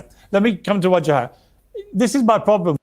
Okay, let's fast forward to the second piece because it's brutal. It's brutal. So now we get to the part here about the the psychopath part of the debate. This is a doozy. Hold on to your seats for this one. So Israel bombs Rafah and kills kids? So Israel bombs World Central Kitchen staff? Terrorists. Okay, I've given you a chance to respond. When Al-Shifa Hospital was bombed by the Palestinians, we're not going back again to that. They said there were 500 dead. I don't know what just happened there, but let me go back again. Oh, here we go. Yeah, it was right here. Okay, sorry. Presents the general psychopathy of the Israeli government, where they come on television and they think the rest of the world actually is like them, that they don't see Palestinians as humans, and they say these talking points. And Piers, sometimes when you invite me to debate, I sit here and go, I don't have to say a word, because they're undermining themselves and their own cause in front of the global stage right now. I mean, the fact that she knows, but like somehow magically, they're all terrorists, but when you ask them repeatedly, well, how can you not know how many civilians there are? And they say, well, we don't know. What civilians? And then she goes to World War II, compares Palestinian moms and children to Germans, to Nazis. Okay, fine. Go for it. You're talking about mosques, and you're talking about churches, and you're talking about schools, and you fail to mention that that's exactly where Hamas hide. Not just that, they build mosques on top of tunnels, on top of terrorist installations. You want to ignore the fact that Hamas are cynically using their own people. They use their people as a defense strategy. I thought they were in the tunnels, though. So I thought you said they were hiding underground. So they hiding underground, but they also in the schools and all that kind of stuff. And you haven't really killed. And let me tell you, you've bombed all the hospitals, the universities, the mosque, etc. And you still haven't weeded out Hamas. If they're hiding behind all the people, how come they're still there? Human shields. Yeah, right here. They're using our hostages. So as Israel a defense bombs strategy. Rafah and kills kids? Israel bombs World Central Kitchen staff? Terrorists. Israel bombed 2 terrorists. A kilometer away, there was a fire that was made by munitions that were in a place that they shouldn't have been. And that Actually, you don't know all that. There is you don't know that. you That's can not blame. been established There as is an fact. ongoing. See how she's just making up stories? Nobody has reported that anywhere. That has not been a proven fact. But you see how she's just making up this story? She also goes on to talk about the baby in the oven. She brings that up again, too. You'll see when that has actually been debunked. So now she's just creating stories. All of a sudden, she knows something that no one else knows. How could that be? Was she on the ground? She knows all this. She knows the number of people, the number of Hamas soldiers that have been killed, but she does not know how many civilians have been killed. If you let them talk, they expose themselves. Listen. Sorry, that's right not now, sorry. But all I know is again to correct you, Fleur. That has not. You don't know what happened either. No, nor do you. So you accept you don't. We are at the moment Sorry, investigating. you just accepted you don't. We know that it was a kilometer away from where you just said you didn't know what happened either. In other words, nor do you. No, we are doing an investigation. Right, it's not concluded. So how can you say these things are facts? And then the only fact, if I may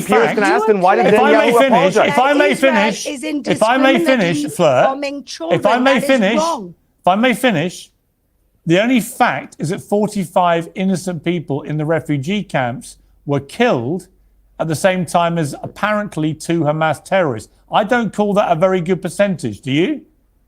No, but it wasn't a strategy, and it is not. But when you bomb a refugee camp, that is a strategy.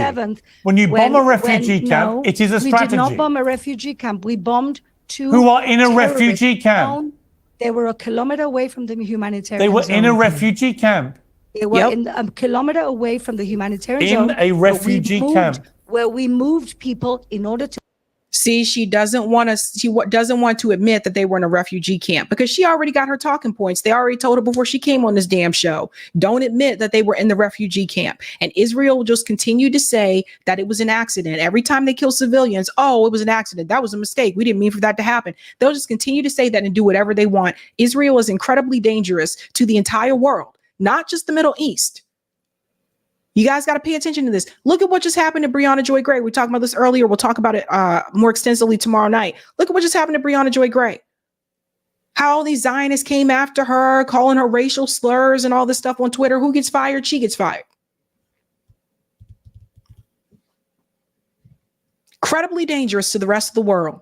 You move them there and then you killed them. Hamas keeps them in harm's way. When babies were baked in ovens on October 7th, that was a strategy. When Israel tries to weed. So she's still spreading that lie, which has been debunked multiple times. Nobody saw that. Joe Biden lied about that, then had to come back and retract the lie. Nobody saw that happen. So just lies, lies, lies. Out the terrorists, and there are unfortunately casualties. It's not a strategy. That is not what we aim to do. Those casualties are beheaded babies in Rafah. That really? Yes, that bomb really. dropped in Rafah tent. I saw a beheaded baby, and babies were beheaded. It was horrific. Which I actually saw as well. I saw it on social media. Obviously, I cannot show that on here, but I think to Pierce's point, there was actual evidence that there was a beheaded baby in Gaza, Palestinian beheaded baby in Gaza. There was actual evidence to show that to people. Nobody till this day has seen that there are beheaded babies in Israel because, again, no one saw that. That was a lie. Even mainstream media had to come back and retract it. That's what happened in Rafah. Really? And you know why they went to Rafah, Piers? So, hang on. Fleur, hang on. Fleur, just to be clear, are you denying that there were any video footage of a baby beheaded?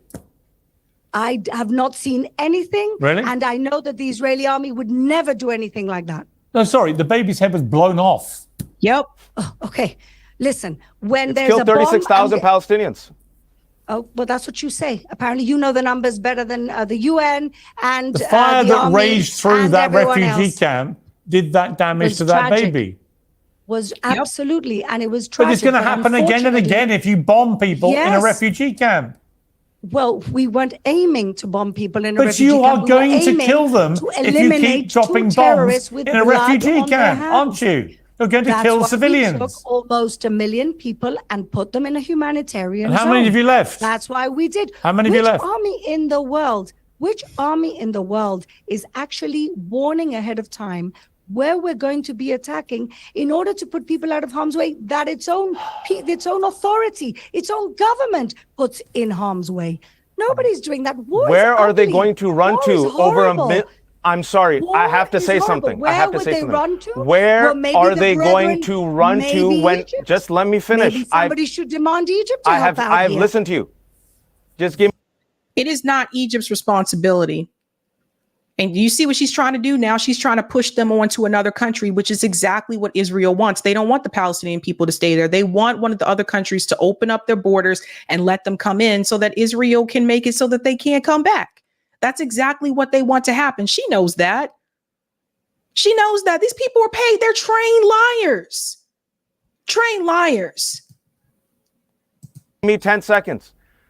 The Israeli government has bombed Gaza. There's over 1.5 million people displaced. They moved to Rafah for safety. What did Israel do?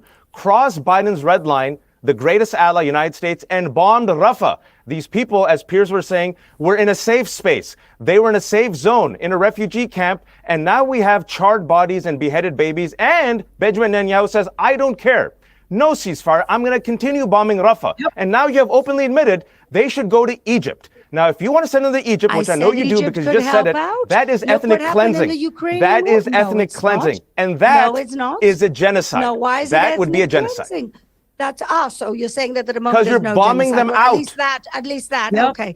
All I can say to you is this: Ukraine had a war, and all of the neighboring countries took them in temporarily in order to help them out in a situation where there is bombing going on. Now, Egypt.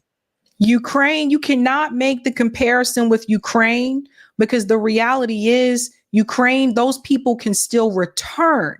You won't even let Palestinian people return right now. They don't even have the right to return right now. When you have your crazy, psychotic leaders running around on video saying you don't want any of them to exist. By the way, there was just a nationalist march, an Israeli nationalist march in Israel for them calling for the extermination of all Palestinian people. They don't want them there. You know what was sad about that march? Children. There were children in that march saying those things.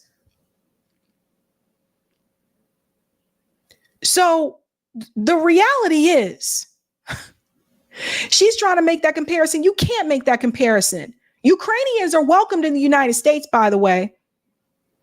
Not only were they welcomed in the United States, you had HBC schools, historically Black universities, that were willing to give, some of them willing to give them free tuition, to give Ukrainians free tuition to attend. Hampton University was one of them. I covered that story over a year ago. So send them where? But it is not Egypt's responsibility to take care of the problems that have been created by Israel and the United States government. It's not. This is how people become refugees in the first damn place. It's such a sick, it is disgusting, it is gross.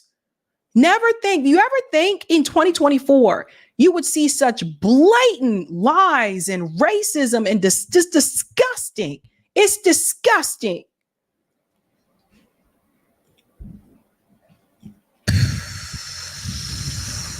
Oz the Boomer says, lies real PR here.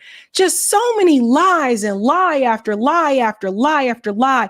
And everything that they've tried is not working because the world sees you for what you really are and what you have done to these people.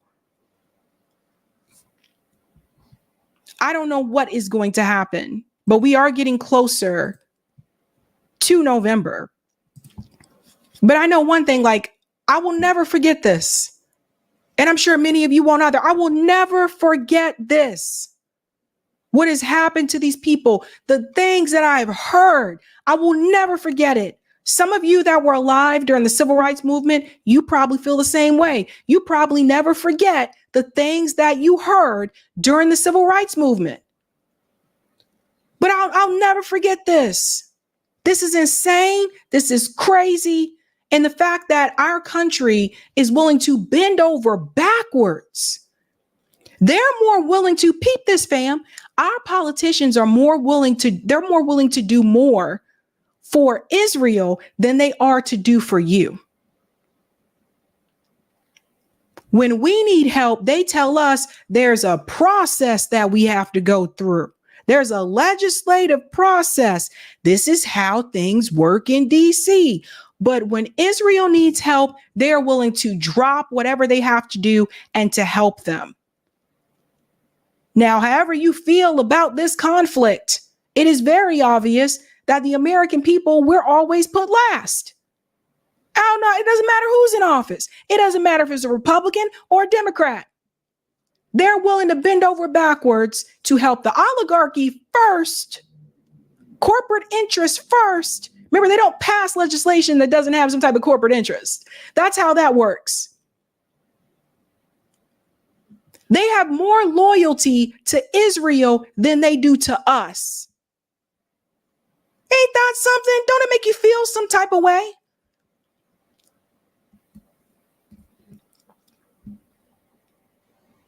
I still believe that a revolution is coming in this country. I don't know if it'll be during my lifetime, during your lifetime. I don't know. But the way things are looking, the story that I told you about the landlords, the stories that we're hearing about Israel, the stories that I've told you about the wealth inequality in this country, the economic woes, the West is not doing too well. And it's only a matter of time. It's only a matter of time before people just say, that is it. Enough is enough. And Hollywood, no. Why do you think they got this movie? They just came out with the movie called Civil War. Why do you think they're making these movies? Why do you think they're making these movies? They know. They know people are pissed. I just think about all the workers. And I just think about how we're constantly being exploited and used by the billionaire class. I just think about how people are tired of working two jobs. Some have done this whole life. And then I see all this money going. This is the first time I've heard people who really usually don't pay attention to politics. Even they have said things to me on the down low off of this channel about why are we sending all this money to Ukraine? Why are we sending all this money to Israel? So we got people in this country that can't afford housing. I just showed you the housing report. All this money going out the door. And I really do believe that when we finally hit that collapse, because we ain't there yet, we almost, when we finally hit that collapse, I believe that is when the revolution will come. And I don't believe that shit's going to be televised. CNN might have like one reporter out on the street trying to get it, but I'm pretty sure them cameras and the lights going to go out real quick.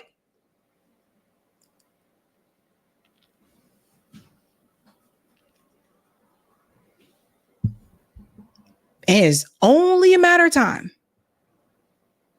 So people say, oh, we're not there yet. No, we're not there yet, but we're inching there.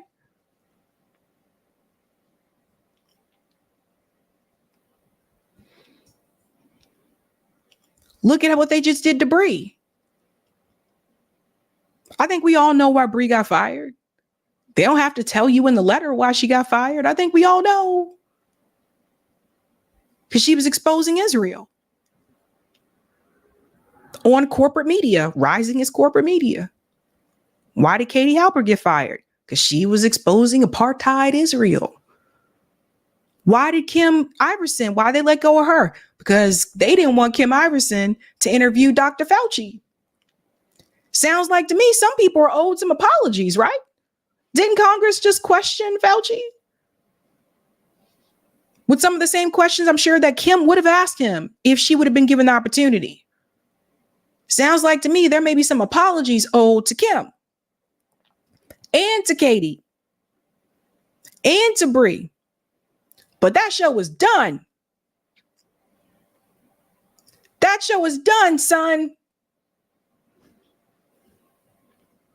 Let's take a look at, actually, do I have time to look at, do you guys think I have time? Yeah. Let's look. I'm just curious. Let's check the numbers. And I know I've been a guest on Rising multiple times, but yeah, that shit won't happen again. Oh, no. Right now they have, see, everyone remember this number because I forget things sometimes. 1.97 million subscribers right now. That's what they have right now. So we'll check that again tomorrow. Oh, is it fourth quarter? Huh? Oh, shoot. I gotta go. I'm so sorry. I do have to go. I gotta go. Nope. I went over time. Let me do these comments really quick, but I gotta get into the fourth quarter. It is the finals. I'm sorry. We gotta do finals. Thank you, Paul. Glasgow, Celtic, or is it Celtic? Glasgow, Celtic, Irish, Palestine. Look at the history. Yeah. Cup of Joy said, just unsub from Rising. Please do that. Thank you. Thank you, P. Smith. England and the U.S. decided on Israel, not Germany. That is true. They did. Kelly says, I will not be watching The Hill anymore. I love Bree. Thank you, Sparky. Love you, Sabby. Thank you. Love you. Thank you, Scott. Love your show, Sabby. Totally bonded when you called out Bernie for taking the money and run. Yeah, that's exactly what he did. He took the money and ran. I don't even know if I showed all patrons tonight. It's just me by myself tonight, if you guys can't tell. Thank you, Emily. Who gets to say who is a real terrorist or not? That is a good question. Brian said, Bree should never have done that debate. It was obviously a complete ambush. Well, yeah, we talked about the debate, but someone told me to check the radar that was done. So I didn't get a chance to see the radar that she did. So I will check that out. Thank you, Janine. They are counting Hamas only. They don't care about the rest. They are picking through bods like M&Ms, greens only. It's a good point. Thank you, Sparky. Piers may get a phone call telling him to get his head right. This is true as well.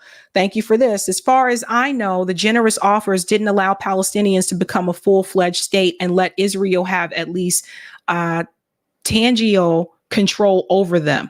Yeah, and this is similar to what Max Blumenthal was saying. It wasn't a real state. Thank you for this. Look for plenty of Ukrainian Nazis fleeing to the U.S., bringing their ideology with them when Ukraine falls to Russia. Thank you, Nas M. Age of the Aquarius is here. Revolution is coming. This is the dawning of the age of Aquarius. Age of Aquarius. Aquarius.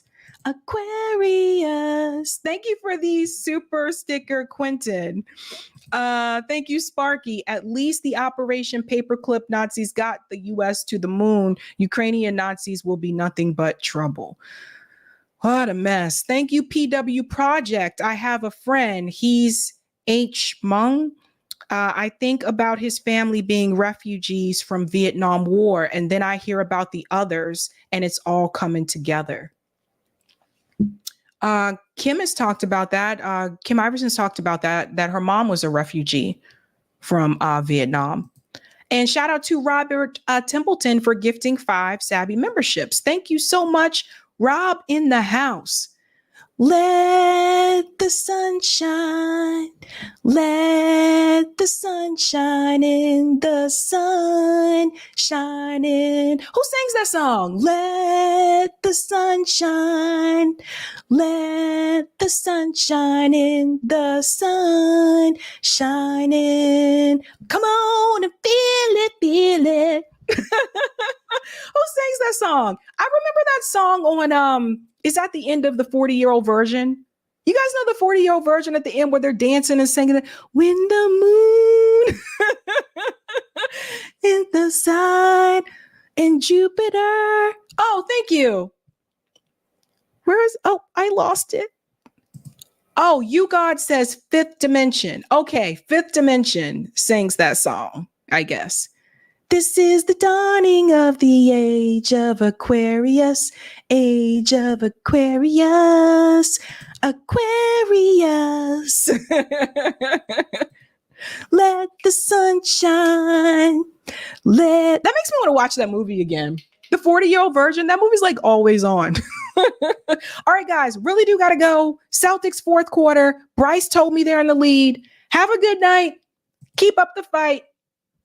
Peace.